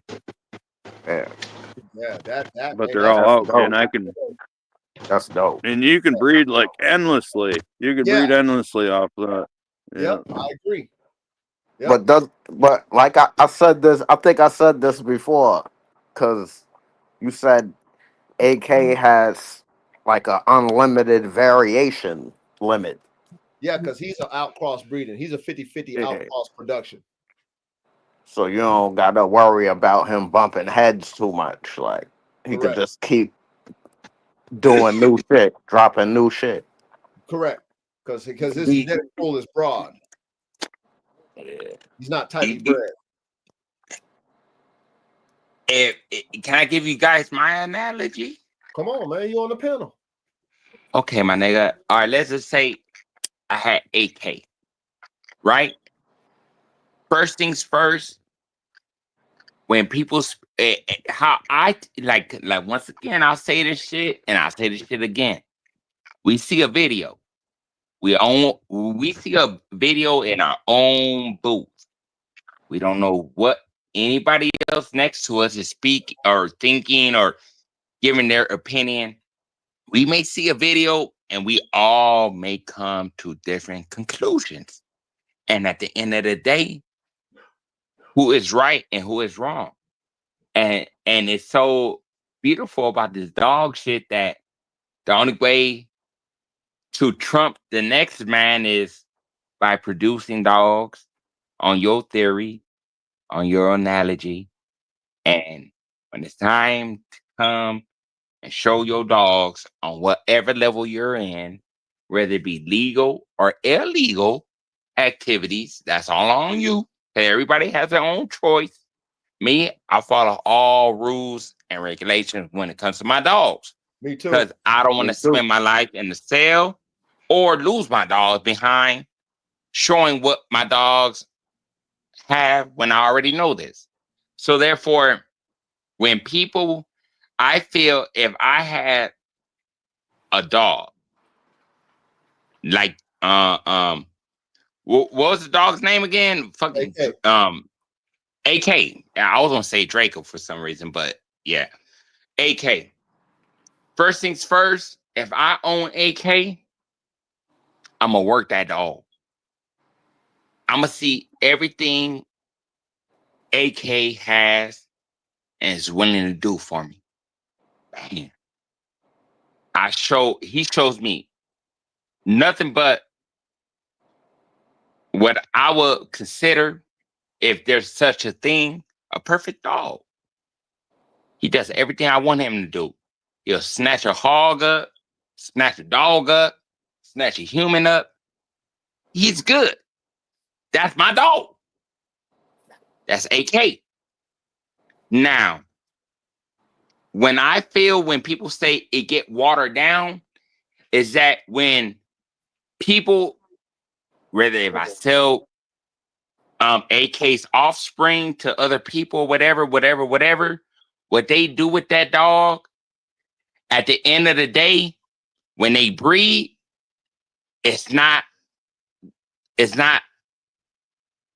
correspondence, or it's not a reflection of AK. AK is snatching shit up, it's doing everything physically, combatively, whatever you want it to do, it's gonna do it. Now, 2-3 generations from each offspring from AK is not showing that tenacity, or that it's not what's that word? It's just not spunky enough like AK potent. is. It's not potent enough like how AK shows me. So when more people get a hold of AK's offspring, they're diluting it. And the reason how you know it's being diluted is by its activity level on what it's like Magic Johnson. Perfect example. Magic Johnson, motherfucking, he's a baller. But he had an offspring wearing Daisy Dukes and high heels. And he's a man. Nigga supposed to be doing layups and assists and shit like his daddy. And then he's going to have a baby, and he's going to make it be more to his character, not his daddy's. Right. You feel me? And it's softer. That's what I mean. And that's what I think when I hear watered down. It's not as potent as like Pruno. Like Pruno. The more sugar you put into it and you let it kick and you burp it, ooh-wee. Quicksand. You're going to need a Folgers. That's all you need, a Folgers jar. You need a Folgers, and you will get right. But you can make it into white lightning, or you could water it down to make 2 Folgers jars where it's just water, like Smirnoff, or you can make it into this dog shit is beautiful, man. It's just, oh man, and nobody's right, nobody's wrong, but I understand everybody's logic, and I'm not doubting nobody's logic. I just listen, my nigga. Me too. I just listen. Yeah, I just want everybody to win, man. I ain't a hater, so. Hell no. I ain't a hater. Like, at the end of the day, you pick up dog shit. You give your dog water. You feed your dog. You pick up dog shit. And nigga, we have something in common. If you got Frenchies, mutts, shelter dog, I don't give a fuck. You got a dog. You got it. Yep, you got a dog. Thank you. So therefore, hey, if that's your happiness, like, I'm happy for you. But everybody has their own analogy when it comes to these dogs.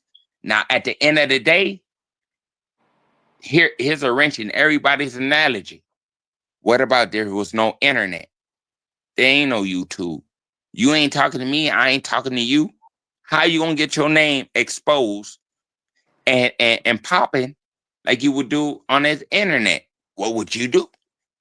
So people cannot talk about in the past compared to the future, because everybody with a cell phone has a voice and has an opinion. Back then, 25 years ago, you got to get in the mud. You got to get in the mud. So these clean ass niggas always have an opinion on something they would never ever indulge in pertaining to mud. So therefore, in the past, in the future, in the present, what dogs are better, it all goes in the perspective, and the person behind the dog has the fucking control.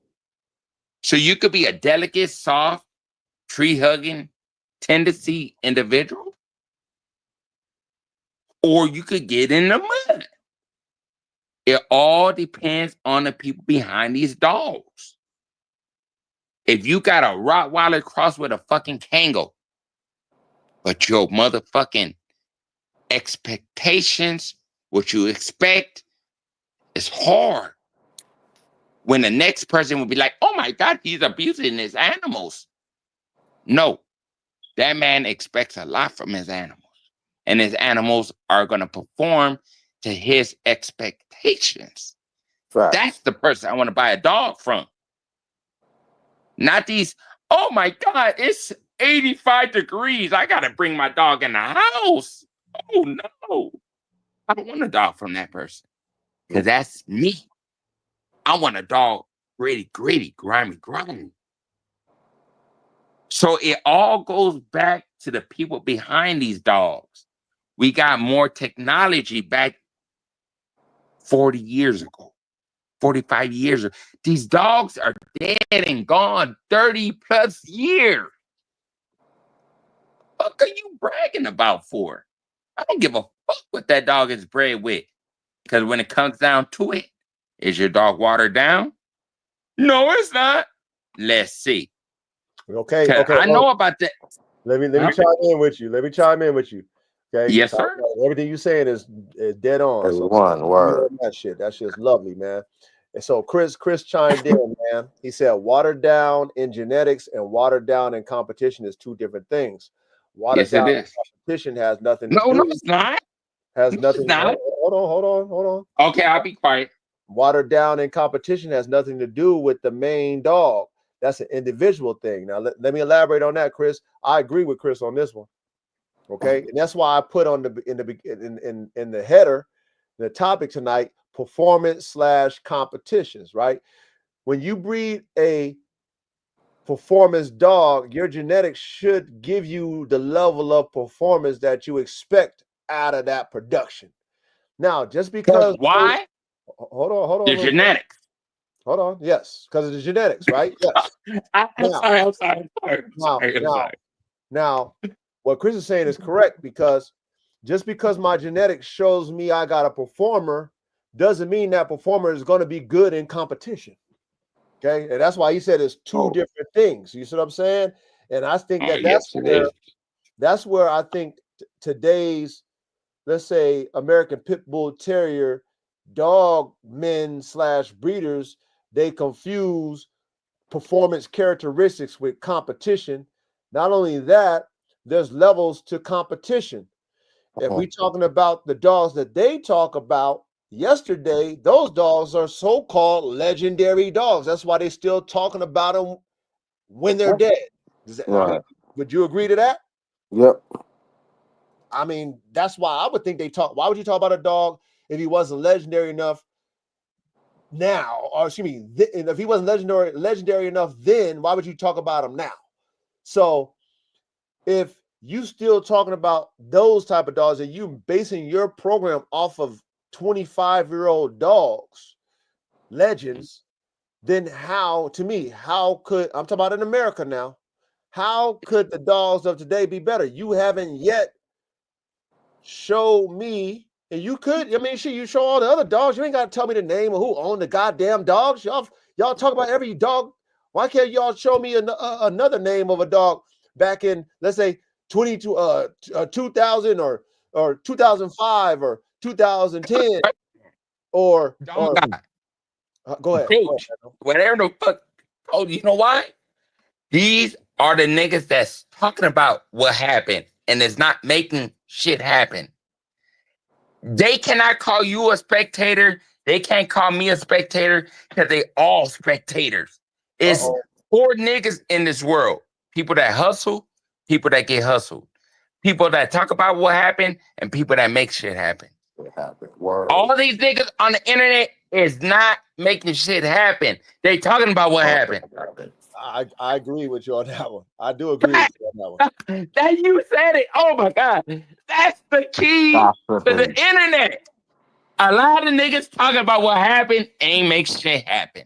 I Because call if him you a was, commentator. that's it's us spectators. We all nigga. I got a homie on dial right now. She makes shit happen. I'm not lying to you. He don't show no pit bulls on the internet. He don't do nothing. This nigga is crucial with this shit.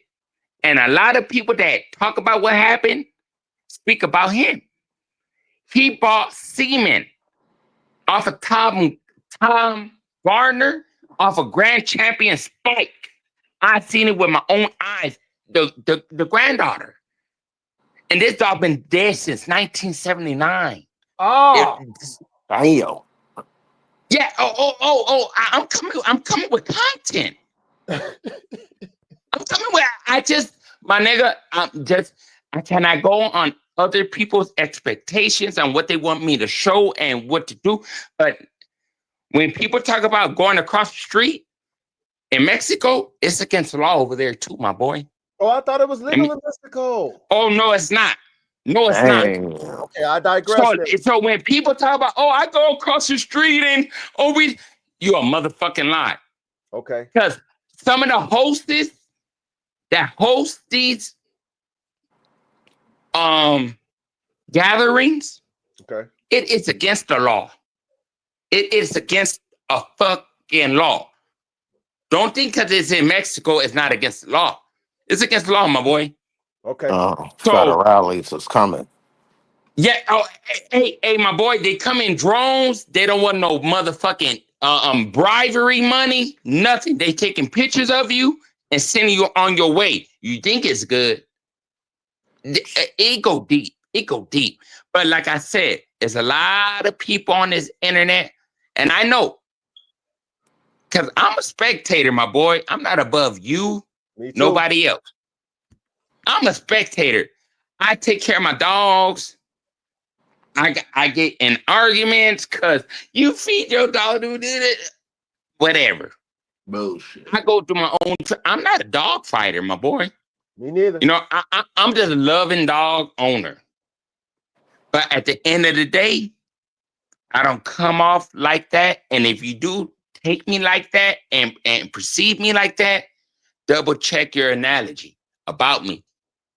I just speak the real. I don't need to gather up fan base and all subscribers and all this shit. I can't pop my shit for 2-3 hours because I can't. You know, I got mental issues where I cannot concentrate that long. It's just me. If you want to downgrade me or whatever, this is not about me. I come off perceiving my dog and showcase my dogs. Don't worry about me. Worry about these dogs like you intrigued and you a fan of, just like me. Don't worry about me. Worry about my dogs. Look at my dogs. I got some crazy ass dogs because they're a reflection of the owner. But at the end of the day, you, me, and everybody else on this internet are spectators. Facts. Nigga, you ain't no motherfucking really. You not them. I'm not them. You not them. And whoever else is looking and will look at this channel, you not them. We talk about what them people are doing. So therefore, until I see you across the street, then I'm going to holler at you like, what's up? Smoke a blunt with you. Because I really know them people that speak no English. And they running them dogs. And they come to America, and you know what it is? I'm not gonna make this into no racial but let me tell you something. Every nigga think that an essay with a dog is really a dog man. And reality is that they're not. Only because you know somebody don't mean it's that.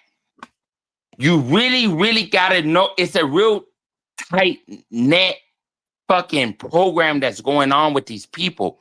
And I tell you, 94% of the motherfuckers that bum their gums on the internet ain't that. They ain't that. They ain't speaking. Cause I tell my homie, tell me what your name is so I could throw it out there so that people that know. He like, I can't do it, my nigga. Can't do it. It's deeper than what the social media may bring to us. We just spectators, enthusiasts. Hey, We commentator. not really commentators. We ain't no handlers, let alone owners. So your spectate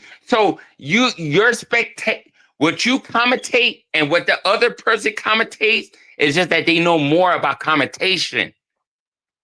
They know about more. They got a ESPN. It's just like it's a bigger fucking news gossip platform. Right. At the end of the day, 94% of these motherfuckers that bumming their gums on the internet, including myself, ain't it. It's the ones that's quiet. I don't want to throw no wrench and no. Hypothetically speaking, I would say Tom Garner is one of the individuals that have really, really put a brand on that breed. You know what I mean? Like I don't get a hard on a dog that's been dead 30 years ago. Niggas don't even think about that. Niggas don't think about their dead homies like that. Facts. What the fuck? 30 years ago, you thriving on a dog, 30 fucking. Me having my own little program going, I'm already like 9, 10 generations. So imagine 35 fucking years ago. Yeah, And they brag and they want to bash you because you don't come with the flavor or the lingo or I don't know, fool. If you don't ride their trunk, you ain't part of their tree. I don't give a fuck. I want to be a part of the soil. You know what I mean? And I'm gonna be like that. Yeah, let me read this comment on here, man, from Tony. Sure. Man. Hey, big salute, Tony. Tony said, man, it's just old niggas reminiscing on some shit that ain't coming back, okay? Just like basketball or anything else competitive, okay? He said, old, gone, always feel their time was better, okay? And you know what? I agree with you on that, okay? Now, this is, Tony, hey, Tony, this is where I stand on it, though, Tony. I always tell y'all, in this classroom, we need to understand as men, especially in any type of competitive anything, right? That where people is raising the bars, the fundamentals of it. I always tell y'all, ain't nothing new under the sun, right? Ain't nothing new under the sun. So if an old timer is Hall of Famer, like is Hall of Fame, then their stories is something that we can learn from, right? And they're supposed to think that in their time it was better because what their standard is 9 times out of 10 in today's world is not the standard of today. That's why they talk the way they talk, because they was in the field, or like I like to say, EA Sports in the game. They took the risk. It was a different time. It was more freely, like the game was more wide open than it is right now. So they're thinking in their mind, especially when we're talking about competition, American Pit Bull Terriers, they thinking in their mind like, bro, you wasn't around who I was around. You didn't go state to state like I went to state. You wasn't betting $250,000 a goddamn match. You know what I'm saying? You wasn't breeding this dog to that dog. You ain't got arrested and sat it down for 2 years and shit because you was a dog fighter. Like they thinking that shit. Yeah. They're not thinking like what Banda was talking about, the spectators and the commentators. Okay. I'm not a commentator to that game dog shit or that competition dog shit because I don't know nothing about it other than what the people tell me. I'm a spectator of that shit. You feel me? I'm not gonna have a show called Game Dog Talk like I know it all. I'm not gonna do that, especially if I'm not in the game Hall of Famer. But a lot of people, and that's your prerogative, because like I always tell y'all, everything plays. The spectator, the naysayer, the hater, the commentator, and the players. Yeah. They all play in this freaking ecosystem of the dog game. So, it is what it is. You know what I'm saying? We're not going to disrespect nobody because that's not what we're here to do. We speak with respect. However, when the old timers talk, though, Tony, and if they have credibility in what they did, plural, past tense, did. Yes, sir. Then you know what? If we haven't done it like they did it, we might be doing it, but we're not in the league. Remember, that's why there's Division 1, Division 2, Division 3. Right. There's the NBA, D League, B League, overseas, right? There's leagues. So if we're blessed enough to talk to a competition fast lane dog man and his accolades match his testimony, then it's, we gotta let him. It's like talking to Deion Sanders and shit. You know what I mean? I might think I'm Travis Hunter and shit. I might be Travis Hunter, but even though I'm Travis Hunter, I'm still gonna pay homage to Deion Sanders.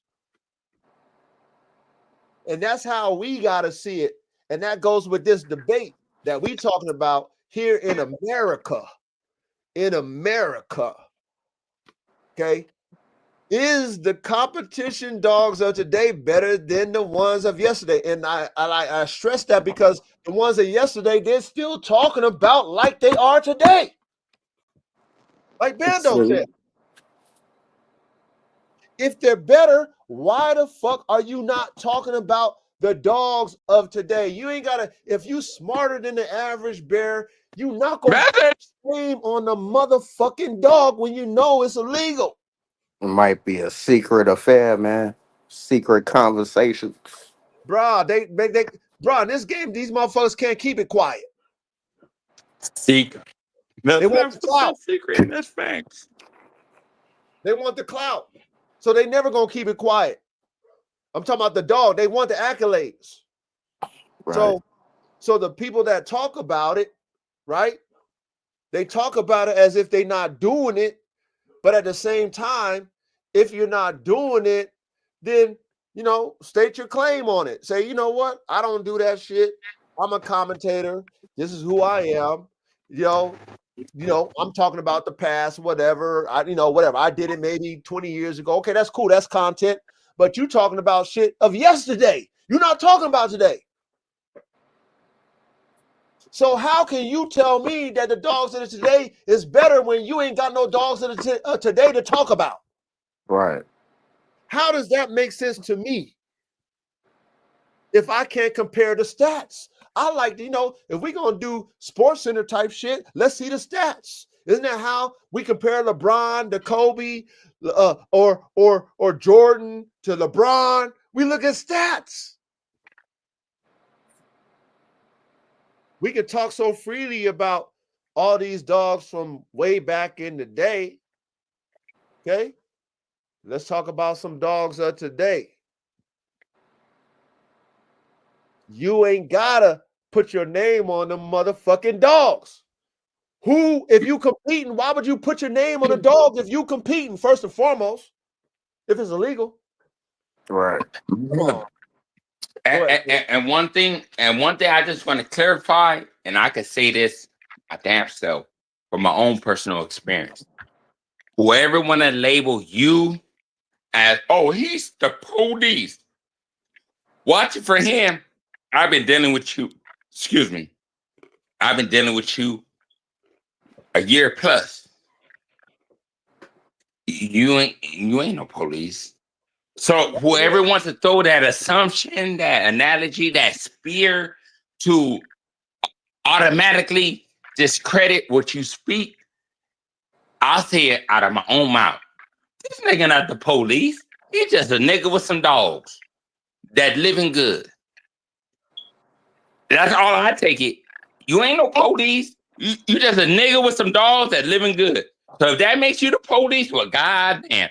But you ain't no police. So you can go ahead and you speak your shit, but I just want to clarify this because just in case that scenario or that subject may come about, negative.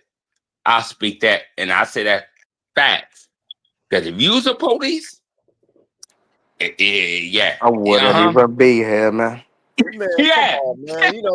That's but see, that's all I gotta say. But yeah, go ahead and speak your shit, nigga. Hey Benno, that's that community type talk, because that's the environment like we talked about, like how K-Man gave that example of somebody's wife knowing what their husband is doing. You got a disgruntled wife and she snitch on the whole motherfucking operation. Okay, that is just because you know how it goes. If you in the streets, you know how it goes, and you got some level of a team. You got a lot of envious motherfuckers that be on your team. Yeah. And when something happens, you know, when it's all good, it was just what do they say? It was all good just a week ago, right? But when things go all bad, the motherfucker that really thought, you know, that you thought that loved you and shit, at the end of the day, when it gets on him, he gonna be like, man, I don't fuck that nigga. I ain't like, you know, that nigga think he all that. So at the end of the day, that type of police type of environment, that police type of context and shit, and that talk, when you doing wrong, you gotta, you know, everybody the police to you. You know what I'm saying? But we ain't doing wrong. So you know what I mean? So it's like I ain't the police. I already said I'm a spectator. The police ain't gotta No. want. Listen, watch this. I'm gonna tell you something. You, me, everybody on this panel, and pretty much 90% of these people on this internet is spectators, but they don't come to grips. I mean, they're not, I don't know. Whatever they are, that's what they are, but they spectators at my books. Yeah, they are. Hey, watch this, ladies and gentlemen. If you're not doing nothing wrong, who gives a fuck? You can call me whatever you want. I'm the police. Okay, whatever. I'm this, whatever. I'm that, whatever. I'm whatever you want to call me. In the house. It sounds good. That's how I always put it in my comments. Sounds good. Sounds good. Sounds good. I'm okay. I'm that. Sounds good. Don't give them no. Come on, because that's what they want. They want to deflect that shit. If you're not doing nothing wrong, who gives a fuck what somebody calls you? And watch this. The police don't need us to snitch, man, because there's so many people self-snitching on themselves. Yeah. So why do we need to worry about who telling? You think the police is stupid? You think the detectives, you're a detective. You're paid to be a detective. You think they dumb as fuck? No, they're going to listen. They're going to read in between the lines. They're going to follow up on some leads of some snitches around you, because there's a lot of them around you. It's the ones that's close to you that's snitching, by the way. It's the ones in your camp that's snitching, by the way. But at the end of the day, they're going to listen and follow, and they're going to catch you. And then, you know, don't let it be the feds watching your ass. They you know how the feds do. We already heard how the feds do. They just wait. They got all the time. They got all the money. They just wait. I don't give a fuck. They ain't in no rush to get your ass. They going to keep, oh, got him. Put that in our fucking file. Oh, got him again. Put that in our file. Oh, what'd he do? Got him. Oh, he think this shit's sweet. What, he got 2 years he's doing this shit? Got him. Oh, it's 3 years of shit. Oh, he think he's fucking easy street. Got him. And then you got an indictment. And that's why, like you said, Bando, be a spectator. What I mean by that, just watch, observe, learn. Be that. Cool. I'm just over here. I'm just watching, observing, and learning. Or a commentator, you know, you're an expert at the subject matter. You're not doing it. Be okay with that. But if you're a player, when we talk about competition dogs now, if you're a player, the only ones that should be talking as players is the retired Hall of Famers. Those are the only ones that should be getting listened to. Yep. It's the retired Hall of Famers that can tell us the truth about what they did past tense. That's it. All this other shit, it sounds good, but it ain't playing. So when it comes to competition dogs, we're not hearing about competition dogs of today. Like Caveman said, that shit is digital underground, should be underground. I understand. It is very much understood. Being that it's illegal here in the U.S., and they not fucking around in the U.S. when it comes to that shit. They're not fucking around. Back in the day, it was lax back in the day. That's why I would say, in my argument, I would say back in the yesterdays when it was more lenient like the law. The law was more lenient. You had more competition dogs because motherfuckers was competing. Whether you was Division 1, Division 2, Division 3, whether you was the pros, minor leagues, right? There was levels to the shit, and it was more of that going on. So you, as someone who's breeding those competition dogs, you have more of a genetic pool to choose from because we already know is that the crosses is what made the better dogs, according to Schoolboy. Shout out to Schoolboy. Okay, according to Going Hard, the twins, and other people who had crosses, those made the better competition dogs. So if I got a small gene pool, like I would consider today a small gene pool in America for competition dogs, I would consider that today. It's a smaller gene pool because it's gone even more underground. Would you agree that in today's 2025, the dog competition dog world is even more underground than it ever has been? Hell yeah. Oh yeah, magnitude. You believe it? Shit. Okay, so being that we all agree to that, that means your genetic pool is smaller. It's not broad. It's not a broad genetic pool. And if I'm looking for a competitive edge against my opponent, I'm not breeding the same way as my opponent. If I got Red Boy Jocko dogs and you got Red Boy Jocko dogs, I'm not competing with you. Why am I competing with the same blood? I don't want to compete with the same shit. The fuck? I'm not going against my own blood if that's my shit. You got my shit. I'm not fighting you. What the fuck? That's whatever, right? I'm just saying, if hypothetically, if I was in the game like that, I'm not competing with you. You got my shit. I don't want to compete with my own shit. I'm going with somebody who got something else because I want the best of the best. I want the accolades. I want to go into the best. So if you got something I ain't got, and you got better shit, and you claim your shit's better than mine, and I got the record, you got the record, and we want to compete, that's who I'm competing against. And that's how they was doing it back in those days. Fast lane dog man. Okay, man, you got something to say? Yeah, that's like the game bird breeders. They only sell battle cross stags, and they don't sell any hens, so you can't duplicate their bloodlines. They don't sell you any pure stock, and they don't sell you any females to breed with. Because they're competing with them, right? Okay, man? Yeah. Yeah. Okay. They don't want to compete against their own birds. There you go. That makes sense. I'm sure in the past, the dogmen of the yesteryears, when they were competing out in the open, not necessarily open, but it was more, it was lenient. The laws were a little bit lenient.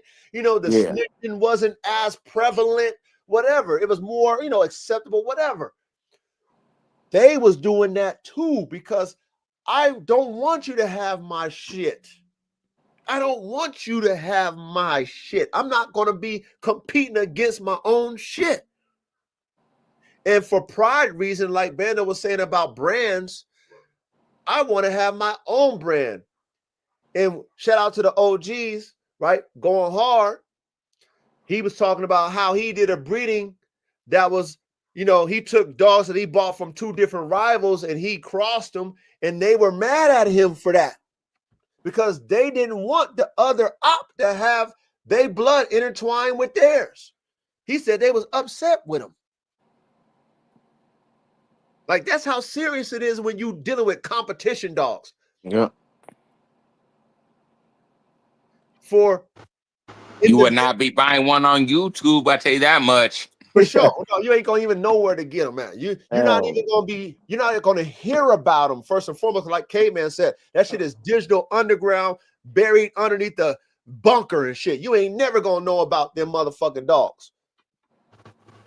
And you know what? It is a very tight-knit program. They got teams, really. Yep. Some people, they especially on YouTube, they like to mimic what a real team is. A real team is not selling, I'm gonna have 2, 3 left over. Anybody, the public want to buy one. Hell nah. Damn. They looking at all these dogs as future prospects, and they ain't on here selling no motherfucking dog. Right. I This agree. nigga is weird, fool. But Oh, that's a them prop. keepers. That's the it comes in the masses.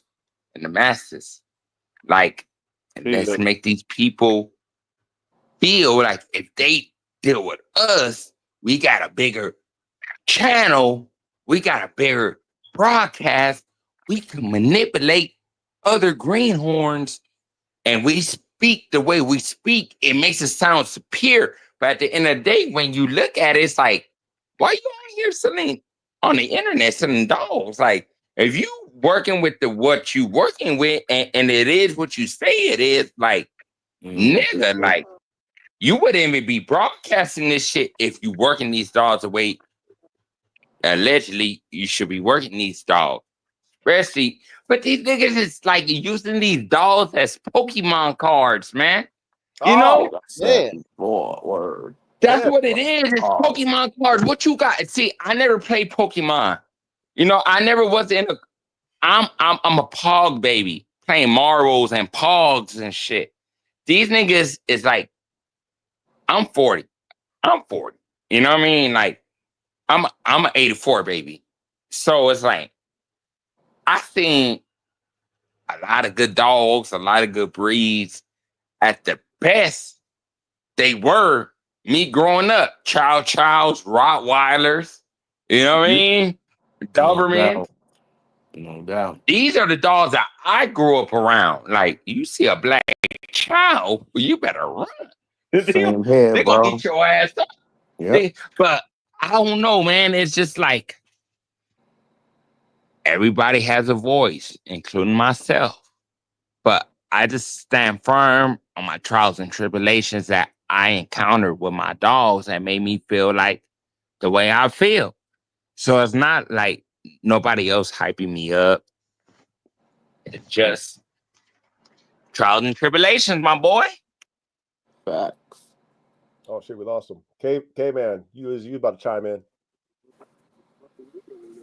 Man. No, I don't know. Okay. I'm high and we kind of going all over the place. Nah, it's all good, man. It's just conversation. You know, Beto's spitting that shit. If Though. it's like that, then I don't think there really is no real competition dogs today. Then it's some maybes, possibilities, but there's more performance, Right. and they have to be better than yesterday's Correct. because they still making them. Correct. I mean, I love how you said that. And that's why I put that performance on there. Now, will I say that there's better confirmation dogs, better performance type level dogs than of the past? Yes. If you're breeding, they should be better in their abilities to perform. Okay. But competition is different. Oh yeah. Competition is different, period. Okay. Competition is winner or loser, period. There ain't no in between with that shit. Okay. So if we are talking in that category, and that's what I feel, or that's what I understood when Buck was talking about what he was talking about. I think he was talking about, because that's how they talk. They talk about like competition dogs. Yeah, yesterday. Okay, that's yesterday, and they put it in yesterday's pattern, which is fine. But he brought up today. So if you brought up today's, and you're talking, high level, like you comparing dogs that are competition dogs, but you're talking today, but then your reference is dogs from the past. Like, how is that better? Your dogs of today is based off of those dogs from the past. That there's no progression. It's like me. I like go back to Formula One. If I'm in the 2025 season, right, and I'm a racing team, I'm coaches Formula One bull, whatever racing team. And let's say I had a race car that was a fucking top tier. We won a championship in 2022, but we haven't won until we haven't won from that point. Okay, but we still basing our car and our engineering knowledge off the old school winter platform of 2022. How am I better than that if I'm not having a winner in 2025 to base my program off of? But if you can't tell me that, and I understand, okay, no, I understand why you might not want to say, but I mean, I'm sure there's dogs that we could talk about, that's people have, that people might know about, that are winners in competition that don't have your name on it, especially if you don't do that, because they do it all the time on Facebook. Yeah. It's crazy. So that's where, if it is, and I'm talking as a spectator, if it is, then I don't need to know. I don't give a fuck. Okay. But being that when I listen to the OGs talk, and they know more than I know, they talk like how Tony was talking about. In their day, these dogs of today and these dogmen of today is not like how they were.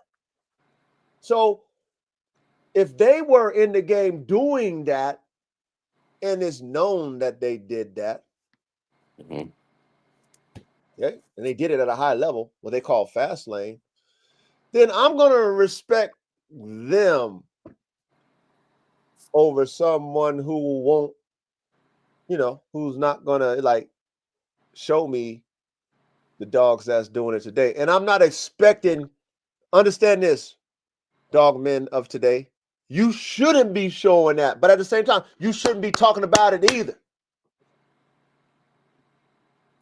If you can't show us the stats of the dogs of today, don't talk about it.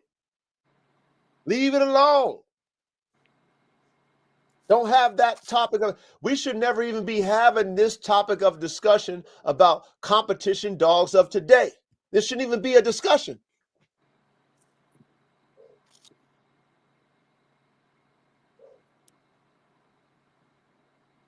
Like, really, it shouldn't be a discussion. But being I think that you're going to see more and more busts. Go ahead. I think you'll see more and more busts in the future, more than you think is out there. I think they're been talking about cracking down on it for a few years, ever since Trump got elected the first time. And I think half of the shit you see on the internet is the police baiting people in. I mean, there's just way too much crazy shit online, and yeah, you know what I think about that? I think that because let's say it's so much low level shit going on that for them, a lot of times, unless you fucking really out there or somebody really snitching and shit, they probably can give a fuck about that low level shit. It's what they want to go where the money's at. You know what I'm saying? yeah. You know how it goes. They want to go for the big rinks, like like what you was talking about, man. Big wigs. Yeah, the real competition, the digital underground. And to be honest, if it's money like that, we going overseas. I mean, I'm taking a trip. We going overseas. I'm going to Japan, man. And I'm living there. Word.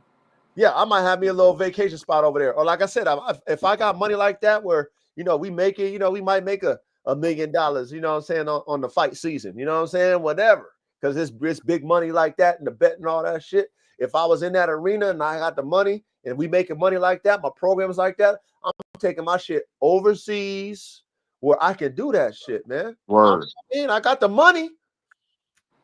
The person who makes the money is the host. Word. The host. But The host and the side bet. But over there, like I said, in Japan, they got it's sanctioned. They got a stadium where the motherfuckers be at. Yeah. So it's like it's sanctioned and shit out there. You know what I'm saying? Like the motherfuckers is really doing it at the highest level. So if I want to compete like that, and I'm a competitor and I got the means, and why risk getting in trouble?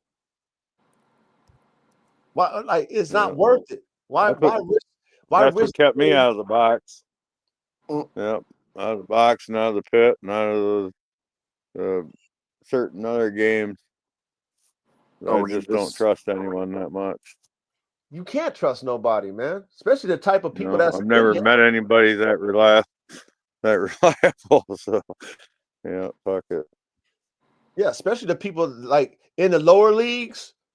You already know what you're gonna deal with. The type of people that's in the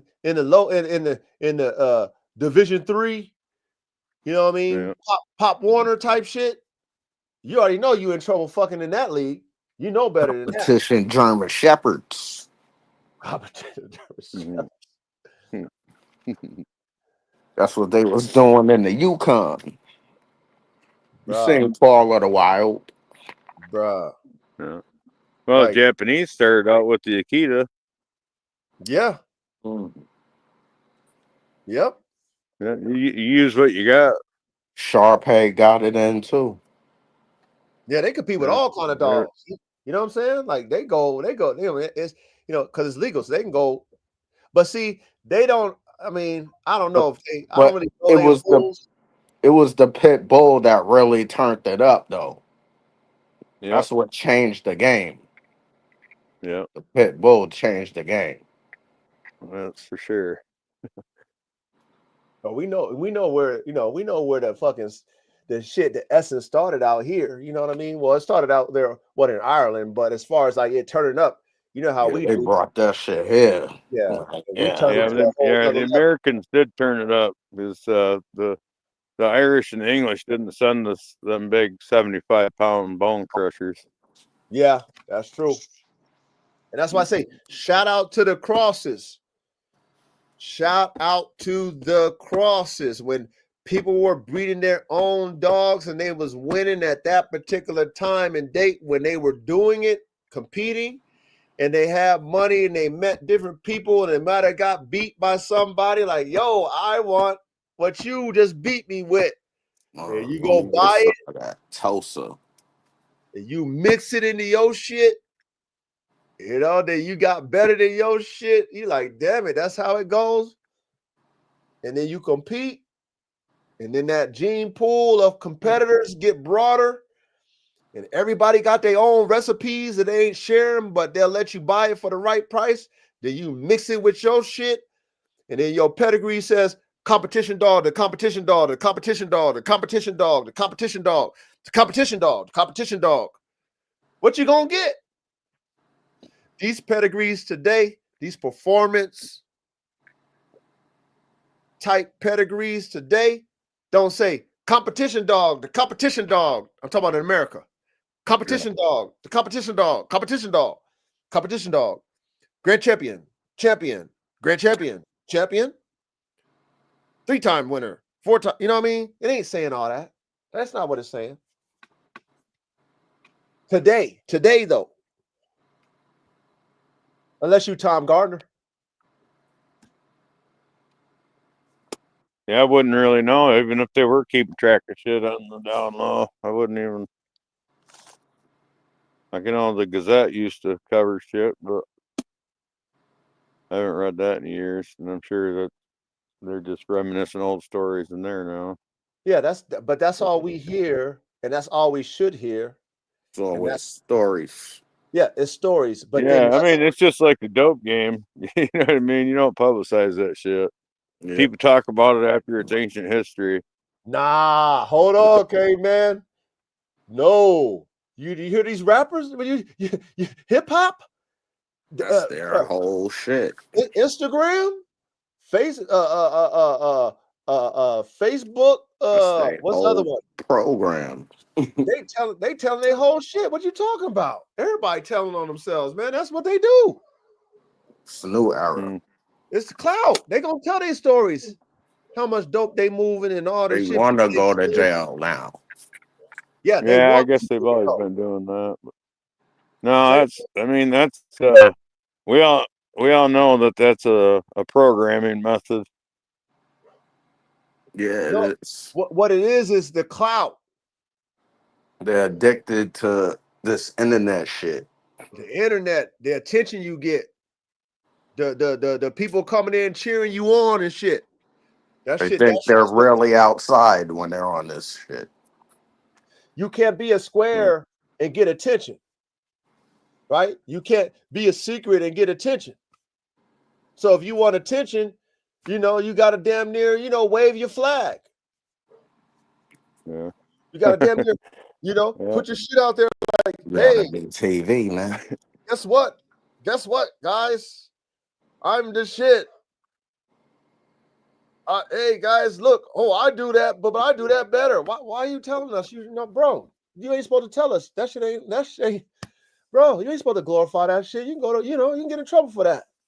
Or TMI, man. Oh shit. So it's just a different, it's a different culture that we in, and I get it. But,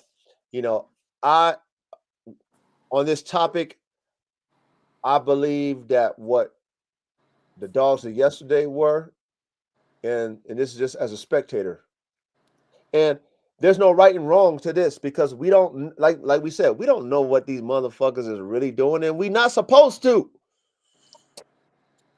But if I can't do the stat for stat, and the only shit I be hearing out of people's mouth is old fucking dogs when it come to competition, American Pit Bull Terriers, and they don't even got the formula like Tom Gardner or any other dog man that's still active and cooking up dogs that were champions and all that shit, preserving those genetic characteristics and lines and moving his dogs overseas and wherever else where they can use them and he can get his stats back. If you ain't got a program like that that's talked about, then all I hear about is dogs from the past. So to me, as a spectator, the dogs of the past is still greater than the dogs of the future because that's the only fucking dogs we talk about. Not we, but they. Facts. It's like me talking about AK, right? And AK's been dead 20 years. And I'm talking 20 years later, AK-47 chopper dogs, AK-47 chopper dogs. Nigga, AK been dead 20 years.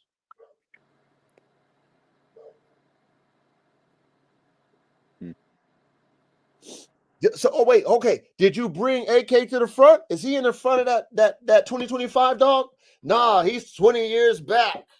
Nah. But I got dogs that have, a percentage of them in there that that's bad. It's over.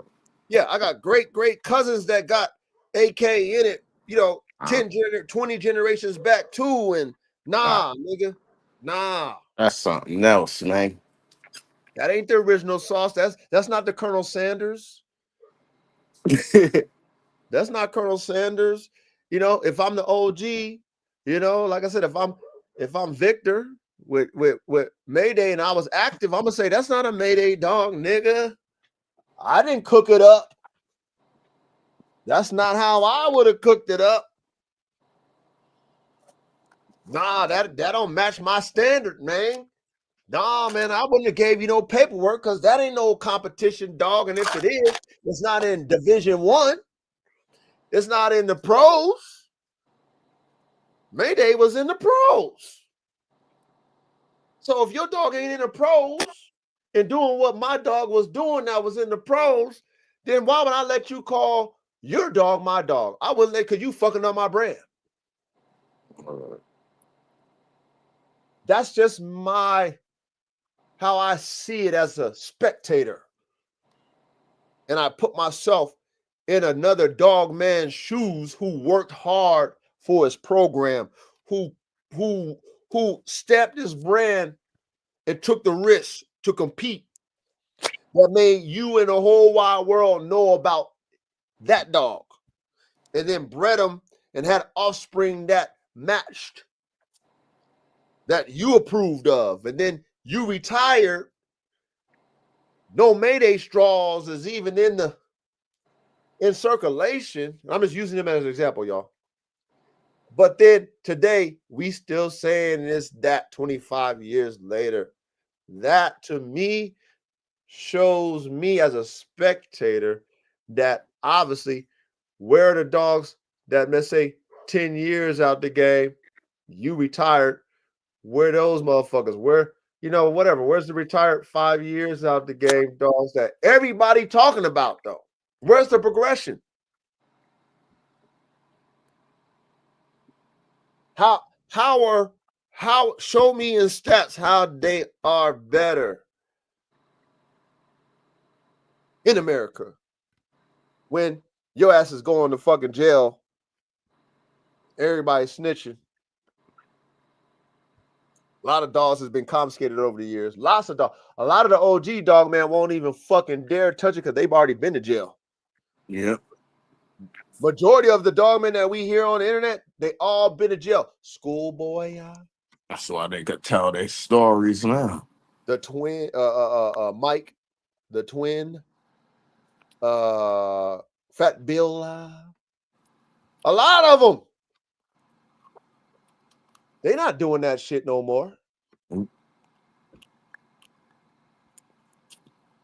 They did it at a high level. So how many other people is doing it at a high level? If you're doing it at a high level, I guarantee you that them boys is coming for you. Because everybody's snitching. Well, they don't even have to anymore. They got so much surveillance and shit. They could see you and shit doing that shit. Yeah. I just remember like a few months back, they caught a dude in Atlanta, Georgia, with over 300 dogs. It's just simple. What are you buying all them fucking veterinary supplies for? Shit like that. Unless you're smart enough to know that, you know what I mean? And you got a vet that hooks you up. You got an old school vet that'll hook you up. But that's You gotta get your those suit kind of shirts and dying shit. off. Yeah, they don't need anybody to snitch on you.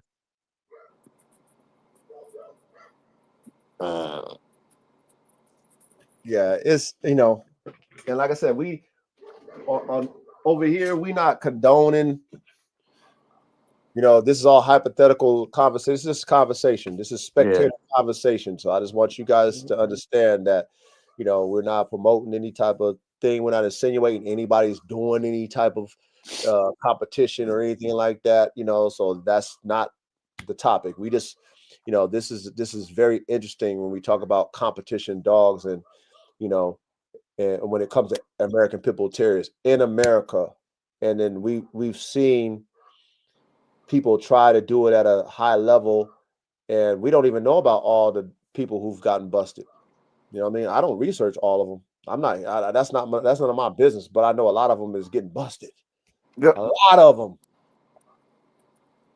And like K-Man said, the technology, social media, the internet, period, your cookies and shit. You know how they track you with that shit, your phone. They sending drones over your crib. Drones is bad. All that shit. Drones are everywhere. They track them sales and stuff too. Just like back in the day, they used to track who went to the grocery stores. They'd see who went to the grocery store, and then they'd trace you back home and see what you was doing. They do the same shit with animal products. The Facebook groups, they're in those. Yep. They in anything chat worthy, podcast worthy. They in them. Okay, bro, it's easy. Like you said, it's easy. They got time. They're not in a rush. One thing you know about law enforcement, unless it's the county and shit, they sometimes they get premature. They got that premature ejaculation if you fucking with a thirsty county. But at the same time, tell you. No, that's real. No, that's real. That's real. That's real. You know what I'm saying? I'm a witness to that. However, but if you in the pros with the shit, and that's the only dogs I'm talking about. I'm only talking about pro dogs. I'm not talking about no JV shit. I ain't talking about that shit. I'm talking about pro level, legendary type competition dogs. Yeah. If you in the pros, they waiting. They sitting on your ass. They gonna sit on you. They want you to get comfortable. Yeah. And being that clout is the new drug. Fame, internet fame is the biggest drug. Bruh, they know you gonna fucking dry snitch if that's what you doing. So being that there are no, and there probably is, but let's say the masses don't know. We as spectators can't really compare stats because the ones who's really doing that and got better dogs are really keeping it a secret. And we want to salute to them because we don't deserve to know and we don't want to know. However, based off of the narrative of today, the old school dogs of yesterday win because that's what you base your dogs of today off of is the old legends. There ain't no, you know what I mean? I don't know of any new legends. And like we said, we shouldn't know about them anyway. We should know about them anyway. So what's game dogs really then? I mean, it's just the definition of what that is. Really, is to me, honestly, it's just the definition of what game is. You know what I'm saying? That to me is a game dog, a dog that's willing to take it to the very end, regardless of its life preservation instincts. And people claim that's what they have right now, right? Now, I know that I've had a couple of game dogs on my premises that I've, seen in other scenarios that, take it to the max without a care in the world. I've seen that mentality. Right. Okay. Now, that's why I put on there competition dogs. Now, you're supposed to test everything that you speak upon. And when it comes to gameness and everything else, you're supposed to test all that. But we as spectators, we should know what you're doing with your dogs. If that is such. So if someone says they have a game dog, I'm not going to question that shit because I'm not going to expect you showing me. You're not going to show me that. I don't want you to show me, but I'm not going to say, show me your dog is game. You'd be a dumb motherfucker if you did that. Facts. So I'm going to take your word for it because honestly, this is not my dog because I can give a fuck. I ain't going to say, your dog ain't game. Yeah, right. That ain't not a game dog. Only way I'm going to say that is like, if I want to compete with you, then we gonna let's prove it. That's what I would say if I'm out that life.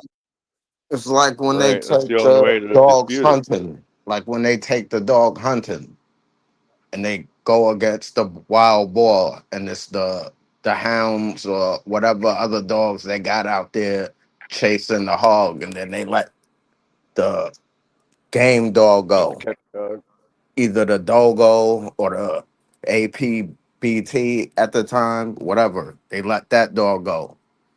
If that dog goes at the hog after the owner comes over there to release the dog to dispatch the hog, is that dog going after the other dogs? That's the gameness. Well, I mean, that's just a dog that's aggressive. Yeah, Like it's just fight drive. Yeah, to like I said, to me, the definition of game is regardless of what that dog is dispatched on, regardless of the fight, regardless of the fucking stress, regardless of the injury, that It's dog's not mentality stopping. is I'm going to finish Period. what I started. I don't care if I Die. transition. Yeah. Period. I don't see nothing but the finish line, regardless of what is going on. Basically, no self-preservation. Mm. That's my definition of that. Okay. But at the same time, you know, hopefully your animal, if you are competing, your dog doesn't really have to show that. Your dog is a finisher. Hopefully that's, if you're a competitor, I want finishers if I was competing. I feel you. I don't want my dog to be at the point of no return and you did it a good job. At least he was game and shit. I don't want that if I was a competitor. I want finish him. Finish him. You know what I mean? I want crunch, crunch, crunch. It's over with. Mm. You know what I mean? Think smart. You know what I mean? But we don't, I mean, that's the type of thing. We're not into that. I don't do that. I'm never going to do that. Never did it. It is what it is. But like I said, this topic, I wanted to cook on it. I think we cooked it. Okay. Honestly, it's a stalemate when it comes to this topic because we don't know about dogs of competition dogs. We don't know of them dogs today. So I'm going to say, you know, I can't really comment right or wrong. I only have an opinion as a spectator based off of, you know, the information that we know. And, you know, if dogs progressed in that competition world, I mean, damn it, man. Why don't I hear anything else? I should be hearing, you know, like I should be hearing dogs of, you know, 2005 and shit, you know what I'm saying? You know, that are talked about like the dogs of the old. Yeah. On a And mass high We're gonna have to scale. switch over to talking about the dogs that do man work then. Dogs that are actually working, doing but something then legal. But okay, man, I get that, but see, this came from the American Pit Bull Terrier side of things. That's why that's why I wanted to talk about it because I heard it Yeah. from their arena, and you know, it was something that I wanted. You know, I didn't really comprehend it. I just like, you know, from a spectator's perspective, it's like, why y'all talk about them dogs from why y'all cook like y'all cooking 30 years, y'all cooking 25-year-old recipes and shit. You know, like from a spectator's point of view. How is that a dog of today? You know, I don't comprehend that. You know what I'm saying? Now I don't do it, so maybe that's why I don't comprehend it. But I use my logic, and I gave you the example of if I have a Formula One race car and I was a winner back in 2022, but I was a loser all the way up to 2025, but I'm still claiming a 2022 motherfucking race car. The fuck am I doing? The car ain't better. I don't care how good that shit was in 2022. The competition has got better than me. Just the English coming out of them. What'd you say? That's the English coming out of them. The English inbreed, keep them lines, inbreed. You know, old family lines. Ain't that the English mentality? Yeah, maybe. I don't know. I just, like I said, if you're not Who inbred their family to. Yeah, the Royals. Yeah, the Royals Yeah. back in the day used to do that shit. You know, the Blue Bloods, right? Gotta keep the family tight. Keep that line tight, and then they get all them fucking defects and shit. Yeah. I just feel that based off of what I hear in conversations, it's all the same type of blood everybody breeding with. I don't care if they're cousins and all that shit. It's the same type of blood. You know, where's it getting better? It's the same shit. You know what I mean? And that's why I left overseas out of the conversation is because I know overseas they not breeding that way.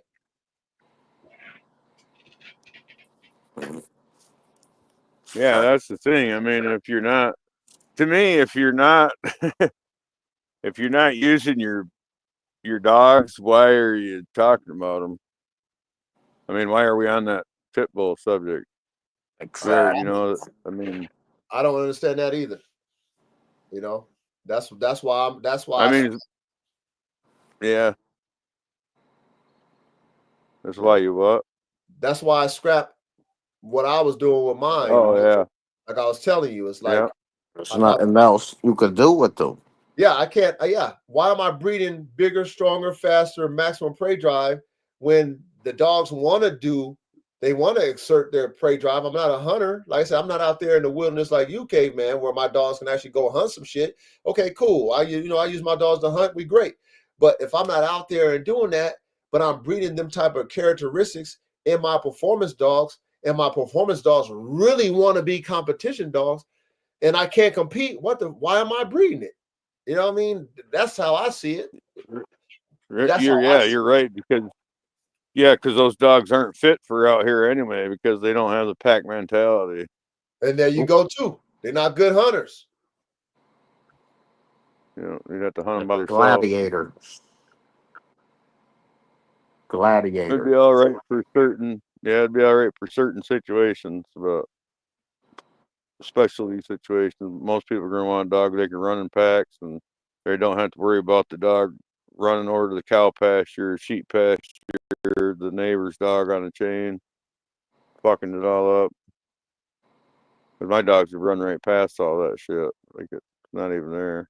Yeah, because like you said, they bred a game certain dog, you know. Yeah, they're bred. They're not one trick ponies and stuff. They bred a certain type of way. You know what I'm saying?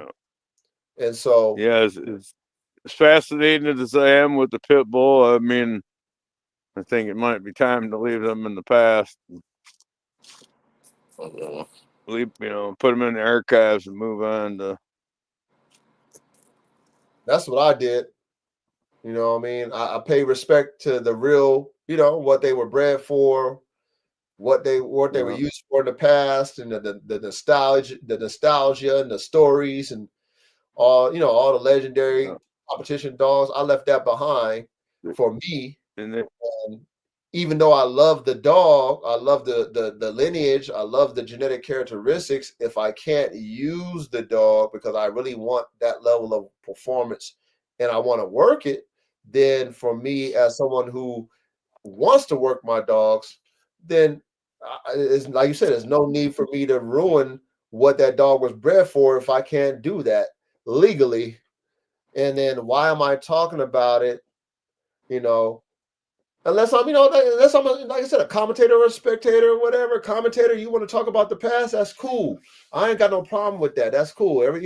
It's good to know the history, but to act like these dogs of today are those dogs, that's where I'm confused as a spectator. And maybe that's above my pay grade, and I'm glad I'm not a part of that community where I gotta debate it, and I'm not gonna debate it, and I'll just leave it alone. But I feel that the dogs of yesterday, in America are those dogs. And, the dogs of today are a remnant of those dogs of yesterday. And that's what you talk about. And that's what you compare them to. So unless you comparing, a new Hall of Famer and we talking about that dog, I don't see how that fucking is relevant. I don't see why we even have like that discussion is even there, even though it's a great topic. But if we can't compare the stats, then what the fuck are we doing? What are we talking about? Them dogs are extinct. Well, yeah. Can't we get hooked up with a news station in Japan and like live vicariously through them? I mean, you can. I'm sure you go on the internet and find out. But guess what? You do that shit. Hey, you do that shit. You're fucking. You better have one of those. What's those routers that they be hiding your IP address and shit? What's that shit called? Oh shit. I don't know, but I told you about that when I subscribed to that one channel. I had a flyover. Like I can't. Yes, that's crazy. Yeah. That is crazy. That is crazy. Yeah, you better have your IP address hidden. And that, I mean, that was before that shit went down here too. So I ain't gonna say that didn't have anything to do with it either. Wow. But you know what? I wouldn't doubt it. Yeah. And they did. I mean, of course, they insinuated that. They insinuated that I was fighting dogs and chickens. Really? But yeah, oh yeah, that's one. He Oh. asked me, "Oh, what's that there?" And I'm like, "Oh, that's for my chicken." Oh, that, well, they do that for to make the animals mean to fight. And I'm like, what the fuck ever. Show enough said it. He said it. Hey, IP scrambler. That's what it is. There it is. So if you, let's say if you do want to go see what they do overseas, you better use that. You know what I'm saying? Because they fucking trace back you over there looking at that shit. They'll get you on that too. You know what I mean?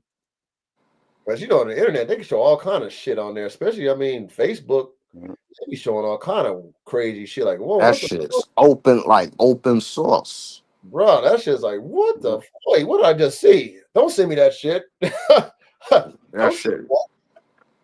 That shit is. I know it's a lot of rookies. A lot of rookies matching dogs. You can tell they're chain weight matches. Backyard. Yeah, dogs ain't. I mean, they got a box and shit, and they're doing everything. Well, not all. I've seen some people touching the dogs and shit. But yeah, you can tell the dogs aren't conditioned. They're just chain weight or couch weight, whatever they're. It's not the sanctioned shit. It's not the multi-million-dollar. These cats is like you said. They like Reddy was saying, like they freaking treat their dogs like royalty and shit because they making so much money off the shit. They're not gonna have them just on a chain. Just they're not gonna have them in seeing when they be doing the Japanese Toza fights. Sometimes they carry them joints in there. It'd be like 4 or 5 people carrying the Tulsa to the fucking ring. I'd be like, while it got its robe on and all that shit. Crown, there's been all a team. That shit. There's been a team working with that dog for 8 weeks too before the match. Hell yeah. Or however long their keep is. That's like the F1 cars. They go in the pit, they gotta get changed, get them changes so they could go right back to the race. Yeah. See, that's the level that when I talk about competition dogs, that's the level. And that shit ain't, and we don't, like I said, it's a stalemate because I don't know. I'm not part of that culture. But that level of dogmanship is not what we be seeing on the news when these niggas get busted. Okay. Okay. That's not what we be seeing when they having them big They would never show you. Yeah, they would never show you nothing glamorous. But part of the problem is, and it's the same with like marijuana and stuff. Like idiots do stupid shit and get caught, and they got drugs on them. So then the weed gets a bad name. Or idiots, like when they made dogfighting illegal, they turned it over to the hands of the criminals. And then there's a lot of backwoods, greenhorns don't know shit, just doing some dumb shit in their backyards, getting busted, and you got all these people having a temper tantrum because their dog loses, so they're torturing the fucking dog, and that's the kind of shit you see. Yeah. No, you're right. People that don't know shit, they're being mean to the dog, thinking, "Oh, if I make this dog pissed off, I'm gonna have a better fighter." Yep. Stupid shit like that. Yeah. Let me put some cocaine in this food or something. Just gunpowder. Yeah, gunpowder. Some stupid shit. Yeah.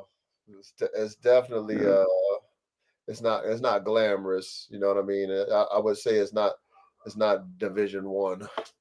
That's why I said I really feel like the old timers really had it in their day.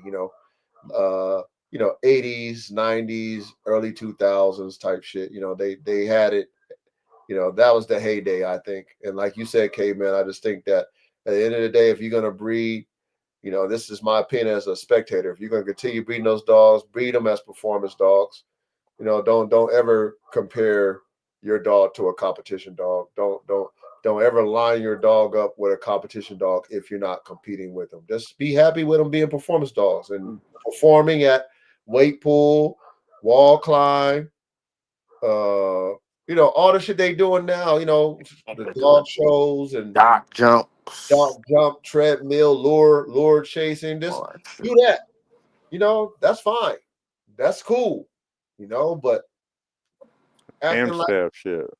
acting like, I don't know, man. I don't get it, and it's above my pay grade, and it's not for me to get it. And like I said, we shouldn't Have even them hunt animals that they can actually hunt instead of all that big shit. They be getting fucking fucked up and shit. Man, well, you got to breed them a different way if you're gonna do, hunting. You got to breed them a different way because then they got to be able to move in a pack. You can't hunt by themselves. They need a team. So they have to be pack animals. They can't be one trick pony and they can't be dog aggressive. Now you got to breed that dog a different way. And that's where you lose. Yeah, all the stuff that the nostalgia of the dog, you lose that now. You're right, but that's my point. What are you losing when you got something you can't use, and you make something you can use out of it? You ain't losing shit. Pit bulls days are over. Yeah, but then there's still my assumption as a spectator, there's still people online who act like they're not doing it, but they really are doing it. You know what I'm saying? So, that's kind of where the conversations get blurred, and as a spectator, you listen and you like, wait a minute. You act like you talking like you doing it, but then at the same time you acting like you're not doing it. I'm confused and shit. You know what I'm saying? And that's where I'm gonna say probably not doing it. Yeah, probably not doing it at commentator. Well, no, I would say this. My saying is people who are doing ain't talking, and people who are talking ain't doing. Okay, then see that makes a lot of sense. But this is but caveman, bro. Again, like I told you, the fame of the internet is why people who are doing it need to talk. Yeah, you're right. They talk like they not doing it, but they insinuate shit like they doing it. So if you a fucking person with a brain, you like, bro, you ain't fooling nobody, motherfucker. You know what I'm saying? Like, I ain't fooled by that. But at the same time, I'm a spectator. Who am I? You know what I mean? That's not, I can give a fuck what you doing. But at the same time, as that's how you wolfing it, then, like, come on, man. Like, I'm a spectator and I can read in between the lines. You don't think the authorities is not watching this shit? You don't think the authorities? I think they're in the mix. I think they're half the reason people get comfortable do that shit is they go in there and talk about it like it's okay. And I think half the people online talking about the shit are cops. Yeah, I agree. Baiting. Yeah, just to gather the community, see who comes in and starts talking. All you gotta do is fucking look through the chat, investigate every one of them. That ain't very fucking, and don't take a very smart motherfucker to figure that out. Bro. So, yeah. And like I said, I'm glad I'm a spectator, and I'm okay with that. I'm okay with that. I'm okay with that. So Pitbull community, you can call me what the fuck you want. I am a spectator. I don't care. I don't care. That's y'all's lane. You can have it. You know what I'm saying? I got all my shit I made for me is on ice. Like I always tell y'all studs and shit, go get they straws, put them on ice. If I ever want to make a performance pit bull again for me, just for my own, like, oh, I want one of those just for my own nostalgia of having my pit bulls, I can bring my shit back to life and have me a pet bull. Me. But as far as my excitement and my abilities to make competition dogs, and know I can, but I'm not a competitor. I don't have no interest in it whatsoever, man. I don't have no skin in the game. I don't have no interest in it. And you know, the OGs that talk formulas like Twin and them. And do you, hey K man, have you ever listened to Going Hard? Yeah. Okay, so you know about them. So like I said, probably the last maybe 5 months. Mike is, he's been kind of breaking down his formulas and shit and breaking down these pedigrees, but he's talking formulas so you understand why he bred it and what he was doing. And so that's, I've been really like peeping it heavy, and I'm like, okay, OG. So I've really been tuning in because, we talk formulas all the time over here. So him, giving me his perspective on formulas has just been giving me a lot of game. But honestly, like that's what I look forward to, the people talking informational talk, which is not a lot. There's not a lot of dog talk that's educational. Not a lot. Word. Right. A lot of this shit just old regurgitated fucking same old shit, or it's fucking Jerry Springer.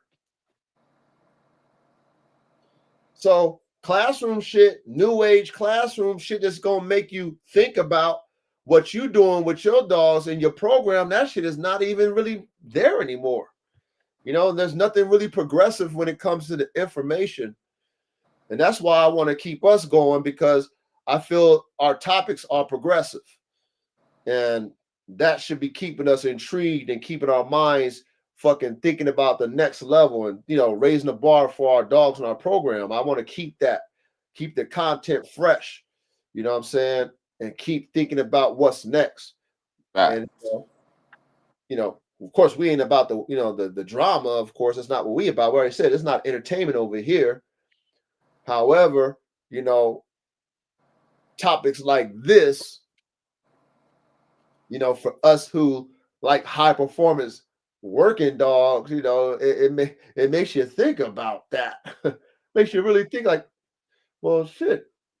If the dogs of today we don't even fucking know about, but the whole narrative is about old school dogs from 20, 30, 15 years ago, as if they're playing right now in the blood, then how are they better in America? Exactly. Forest Hill, we're gonna close out with this. Forest Hill kennels, you heard of them? Ready? Yeah, I follow them. Okay, what about you, Kate, man? Have you heard of Forest Hill kennels? They breed pit bulls. I don't think so.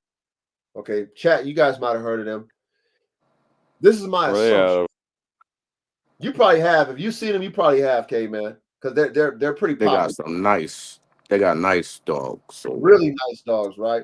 So my assumption, I don't know no better, but they overseas. I think they're in Poland. They're overseas. Okay. If you look at their dogs and you look at our dogs in America, their dogs look like better competition dogs. Oh yeah. And what I mean by that is you could tell they added a little something. I think it might have been a whippet, maybe a greyhound in that motherfucker. And they mix it how they want to mix it to give their dogs a certain type of look. Like they got that body style that right. They got that tuck you like. They got that all that extra muscle shit. But it's not thick. It's like lean and shit. Lean. It's like indented muscles. And then they got that deep ass rib cage. Yeah. Right. And then they got sounds like they got some of my red bone pups. Oh, just kidding. they got that head too. The head looks like a blend between that greyhound and the pit bull or the whippet. You know what I mean? But like you got that V in it. Say like again? they making lurchers and shit. Yeah. Does it have that V like AK's got? That I don't know if they got the V. I don't know if they really got the V, but they like you Them can see a shits. blend. You can see a blend of a certain type of dog in there. Now, you know, they concentrated and bred it their way, but you can see they added something to it. Now, they might not tell me that they added. I don't expect them to tell me that, but if you look at these dogs, that these American pit bulls versus their American pit bulls, you can tell that, you It's know, different. they got a competition sauce. They should condition too, right? They condition them shits to the max. Oh, they look amazing. And then in Italy, I think in Italy, dog fighting is legal. I think in Italy is legal. Don't I quote me. know I know it's legal in Pakistan, India, Okay, Pakistan and India. because they using them bully cutters in fights. Bully Yeah. cutter. And some of them LGDs too. Oh, Yeah. LGD fights. that's a trip how they get them dogs to want to go against each other like that. That's their But whole shit though. That's Yeah. what Some they of them, as do. soon as they see another dog, they go running right across. Yeah, that's what they you know, do. LGDs, like, hey man, you know, you got them. They're pack animals and shit. So it's like, Yeah, but only for But- their pack. Yeah, Yeah, only they their don't like pack. outsiders. okay, then that But makes sense. but they don't usually like fight to the death unless they gotta do it. No. They usually just fight for dominance more.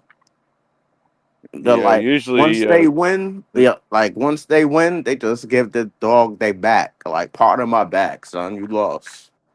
Okay, so they're not going for the kill. But they will. Well, but they have different rules over there. As soon as one dog makes a turn or one dog yelps, he loses. The other dog wins. The fight's over. Yeah. Okay, It's so not a game. It's not a game test. What's that? they preserve the LGDs. Yeah. Yeah, And it's not not a game killing them. test. You know, it's like a dominance drive and abilities test. You know, it's not to see who's the gamest. So what? Yeah. It might be a Well, religious thing too. as a matter of fact, there's like the Ovcharka is pretty game and the Kangal is pretty game. There's certain of them LGD and shepherd dogs that are pretty game, and they'll tell you they make poor LGDs because they'll get themselves killed. Because like a Great Pyrenees or something will bark and get in something's face and push it out, or something like a Kangal, a good Kangal or an Ovcharka will just run right in till their death, to their death. Oh wow. Because they can't always overtake everything. You know, kind of like a Chihuahua or a Jack Russell's not afraid of shit, or Yeah. even a pit bull. Pit bulls ain't afraid of shit, but there's dogs that just crunch that pit bull right up. Right. Yeah. Right. You know, just because he's game enough to fight, don't mean he's not It's gonna die. Yeah. Right. No, I yeah, exactly. You know, and that's the thing about the weight, you know what I'm saying? How they used to do it in competition, you know, everything got to match up so it could be fair. But if, you know, you Yeah. deal with a certain type of dog, like you said, like a Kangal, for example, and you dealing with a game pit bull, I mean, you know, that the wrong bite in the wrong spot, or excuse me, the right bite in the wrong spot could be good riddance for that grand champion if that was, you know, if that was a Yeah. fight. You know what I'm saying? That would be, yeah, good riddance and stuff like that. So yeah, I say you know, I have my Kangal, but I don't put my dogs in scenarios where they're going to be tested, right? So with my Kangal, I notice how she is understanding the pack, understanding all my dogs and the dogs that she grew up around, right? She doesn't pay them no mind, right? She doesn't like at all. She ignores the energy from them. But like you said, the outside energy, she's on alert. But I've never had her just free roam to see her go after something that she see that she's interested in. You know what I mean? Like I've never had a chance to see that. Oh my god, that bitch is gonna fucking try to kill that motherfucker. Like I never got a chance to see that. So I don't know. You know what I'm saying? Like I've seen and I've had yard accidents with my bulldogs or whatever else I got going on, but I've never seen my Kangal in action. She acts like she wants action, but she's contained. You know what I mean? So, but if you say there's game Kangals out there, that's shit. You know what I mean? Oh yeah, I've seen. They all kind Yeah, of and there's got on. variances like any breed, but I've seen Kangals take on a whole pack of wolves by herself, Yeah, me too. and I've seen a Kangal take on a pack of wolves and another Kangal standing there 20 feet away barking and watching it get eaten. Yeah, I've seen that And video too. yeah, it didn't have the nerve to, and it could have been a pup too. I don't know, but it didn't have the nerve to fight. But And I've seen the Kangal in a pack with wolves. Like it was a part of the pack. What? yeah, they probably raised them together. They do Damn. that a lot with LGDs. They'll raise LGDs with a litter of wolf pups, so that the LGD dominates. You know, it's used to dominating wolves its whole life.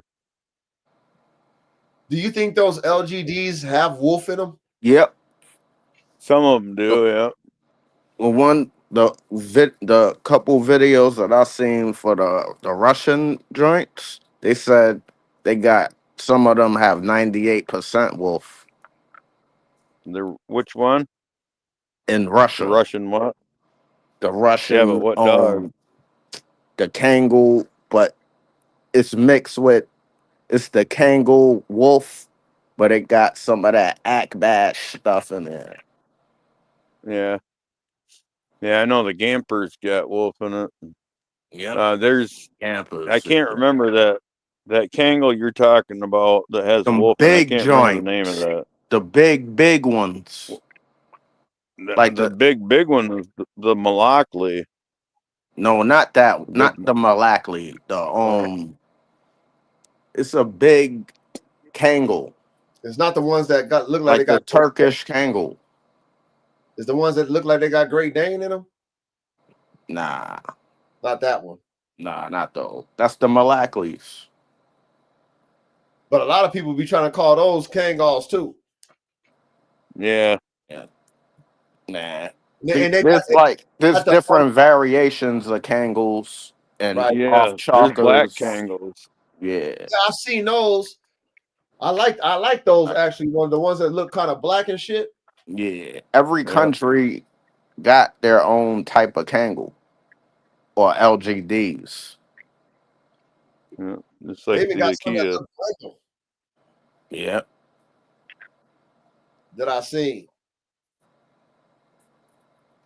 But it's like, how do you tell the difference? I mean, like you said, it's just you know, it's like you said, the variance. You just got to just respect the breeder that you got it from. At the end of the day, if they say it is what it is, because it's hard to tell the difference with all the different variances. That's with any. That's okay. That's my whole point to any dog breed is fuck that dog what its breed is and fuck what that paperwork says. What is that? Ask the breeder what do you breed your dogs to do? Yeah. Because in the end, that's what's important is why does that breeder breed those dogs? What the fuck are those dogs doing? It does not matter the breed. I agree with you, Caveman. Yeah. No, I agree. It's like, what can that dog do? It irritates the fuck out of me when I tell people what my dogs do, and then they want to, they think they're smarter than me. They think all they got to do is ask me, well, what breeds did you use to make them? And they're gonna know more about my dogs than I do by knowing what the breeds were. I mean, it doesn't make any sense. Yeah. You're I mean, shit. You're right. It should be especially when we're talking about working dogs. That's all that should really matter. You know, it's like, okay, what can that dog do? You know, am I gonna get what I pay for, whatever that might be? And you know, that's really that. Yeah. Yeah. You know? Never tell a breeder what you're looking for. Ask them what they got. Because they're going to tell you what you want to hear. Fucking right. Oh, yeah. Yeah. I got one right here for you. Oh, shit. That's true. Perfect. Yeah, Perfect. Your lucky day. that's how it was with the bully when I was fucking with the bullies and shit. That's how it was. I was telling them what I was looking for, and they was telling me what I want to hear. Watch the blood. And Yeah. I didn't fucking produce it. I didn't produce what they told me I was going to produce, and that's where I was like, "Oh, motherfucker, I got bamboozled, man." The Fuck. blood is true. Watch the blood, man. Follow the pedigree. Follow the ped. If you Yeah. breed with the ped, you should get those dogs. Oh, okay. All right, cool. How much for the puppy? 10 bands. Oh, wow. Oh, shit. Yeah, 10 bands down. Okay, well, if I'm going to get what I got, yeah, you'll get it. Follow the breed like the pedigree says, and then you know, shit. You cook and Yeah. it's You know how many people got that same? I mean, I'm standing right here looking at a house where the guy's got a bully, the same story. I mean, he's got a nice looking dog, but he was supposed to have one of them big. That's like me where I big live blue at, right? mastiff type. That's like, what's the chances for me, right? I have a litter of puppies and shit, and I sell them shits in my neighborhood or around my neighborhoods per se. What's the chances that I won't run into one of my puppies? Somebody be like, "Oh, I want to breed my female," but I Yeah. don't know that that's my dog. That was one of my dogs, and now I'm breeding that shit with my dog again. That's what most of this shit is. Yeah. Some of it, yeah. Yeah, definitely can be like that. You know what I mean? Or Definitely the can. breeder keeping a puppy and it mixing back into the parents or whatever. It like I said, the dogs can be very tricky, you know. And then if you're not trusting the person you're getting your dog from, then you know you can easily be tricked, you know. But that comes with the territory when it comes to these dogs, you guys. I mean, it is what it is. But you know, at the same time, you know, I'm just grateful that how we think when it comes to these dogs, like I said, outside the box to create the circle. I always stress that. I always want us to think like that. See, we talking real talk when it comes to these damn dogs. Okay. And like I said, with the topic, if I'm comparing competition dogs to competition dogs, and I'm looking how the competition dogs is bred of the past, and I'm seeing champion, grand champion, registered or merit, whatever. I'm talking about, you know, whatever that shit that shows you performance dog, came off a performance dog, another performance dog. And this is up close type shit. And it's all saying that then those offspring should be high level performance or competition dogs based off of the pedigree. Yeah. But if it's not saying that today in America, because you know that ain't a lot of it out here. And if you got it, ain't nobody gonna know, right? Facts. So if that's not what's being narrated through the conversations of today, we gotta like K-Man said, we just gotta, you know, pay homage to the the Hall of Famers and leave it there. You know, leave it there and just, you know, create your dogs for nostalgia purposes and shift them into, like I said, all them other sports, performance sports for the APPTs, and let's stop talking about competition. Not me. I don't talk about that shit. Don't talk about competition. But if you want to say performance APPTs of today versus performance APPTs of yesterday, and you can showcase your dogs performing better than the ones of the past, and we can see the stats, then we can have a fair conversation about that. But competition dogs yesterday, because we know they stats trump what we don't know today. It trumps it. Because all that shit is, I know, but The world don't know. Right. We can't go and read the stats to confirm it. But I know. All right, that's respect. You know, and I'm not saying that you don't know, but the masses don't know. We can't. I mean, like, we really can't have a debate about that at the end of the day. There's no, because we can't compare stats.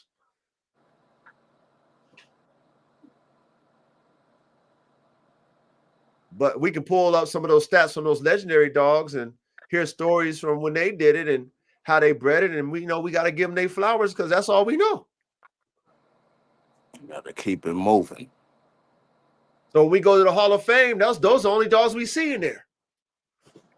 Because all the other dogs is active and on the hush hush. So if we don't know, out of sight, out of mind. And that's how it's supposed to be. Right. And that's how it's supposed to be. And I'm okay with that. And that's why I say this topic, whether it is very interesting and it sparks a lot of dialogue, but in reality, it's a stalemate.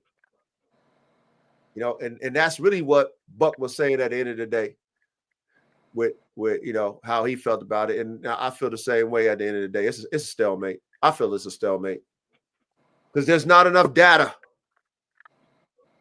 to compare, even though I think the ones of yesterday's are better. That's just my opinion. But yeah, that's all I wanted. That's all I wanted to talk about tonight, you guys. You know, that was a topic I heard, you know, from Buck. And we talked about it in depth over there on you know, Going Hard. Okay, man, you get some time, go listen to that shit. Shit was, you know, classic. It's a classic. You know, minus all the other stuff you might be hearing in the chat. You know, you can hear all that. You know how it goes. You ain't new to this shit, K, man.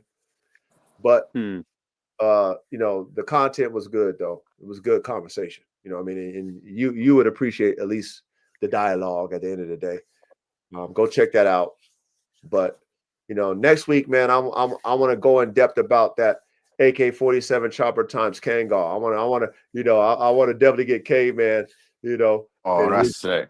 His thoughts, but I want to get in depth and I want us to really dig deep into that cook up and, you know, just kind of talk about what we can probably expect out of that blend. You know what I'm saying? So that's what we're going to talk about. We're going to get back into this futuristic type shit that we be on.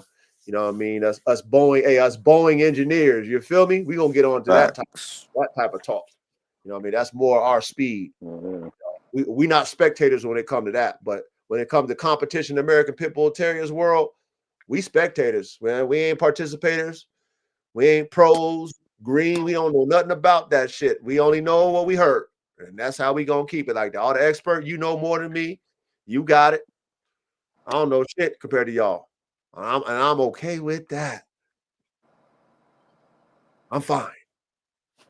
So, y'all got anything else, panel? Shit. No. Nah. I think we did it, man. You know what I'm saying? So what? I'm gonna call the performance APBTs the American Bull Terriers. Hey, that's when weren't they called that before it became Pit Bull Terriers? Before I guess before they wanted to say they was fighting in the pit Right, before they was to save them. Okay, because that's what they were called before they went in the pit, right? Yeah. Yeah, I think I saw that too. Yeah. Yeah, that's what we can call them then, and then that's what they should be. You know, they should change the name. And I don't have no skin in the game. Y'all do what the fuck y'all want to do with them dogs. I don't have no shit. But at the same time, if they want to repackage the American Pit Bull Terrier and let the Hall of Famers rest in peace and let them keep their legacy, and you want to change the narrative on the dogs, then like you said, call them American Bull Terriers? Yeah. Call them that. That's what they were originally called before they was in the pit. And if they're not in the pit no more, why not? Why not go back to the shit? That might give them a whole new brand, a whole new face if you went that way. Oh yeah. Brand new light. Well, they did that with the Staffy. Fresh air. What they do that with, K-Man? The staff. Yeah, the AM staff. Yeah, but you know, they want to separate themselves from the AM staff. You know, they want to separate. You know, the pit bull, American pit bull Yeah, terrier. but that's what I'm saying. They took the pit bull and took the pit out of it. Okay, I get what you're saying. Now they have that American Bull Terrier. They just call it a Staffordshire, American Staffordshire. Instead of a Staffordshire Bull, they call it American Staffordshire. But Oh, so they took the bull out of there. Mm. Wow. Okay. Yeah, to clean it Oh, up. that's that small joint. yeah, the Staffy Bull is, but the Staffy Amstaff bull. is The Amstaff is the big joint. The Yeah. taller joint. Yeah. yeah. And that's just You heard pet, Tony? pet pit bull. No, don't say that. No. Don't say pet bulls. They don't want to hear that.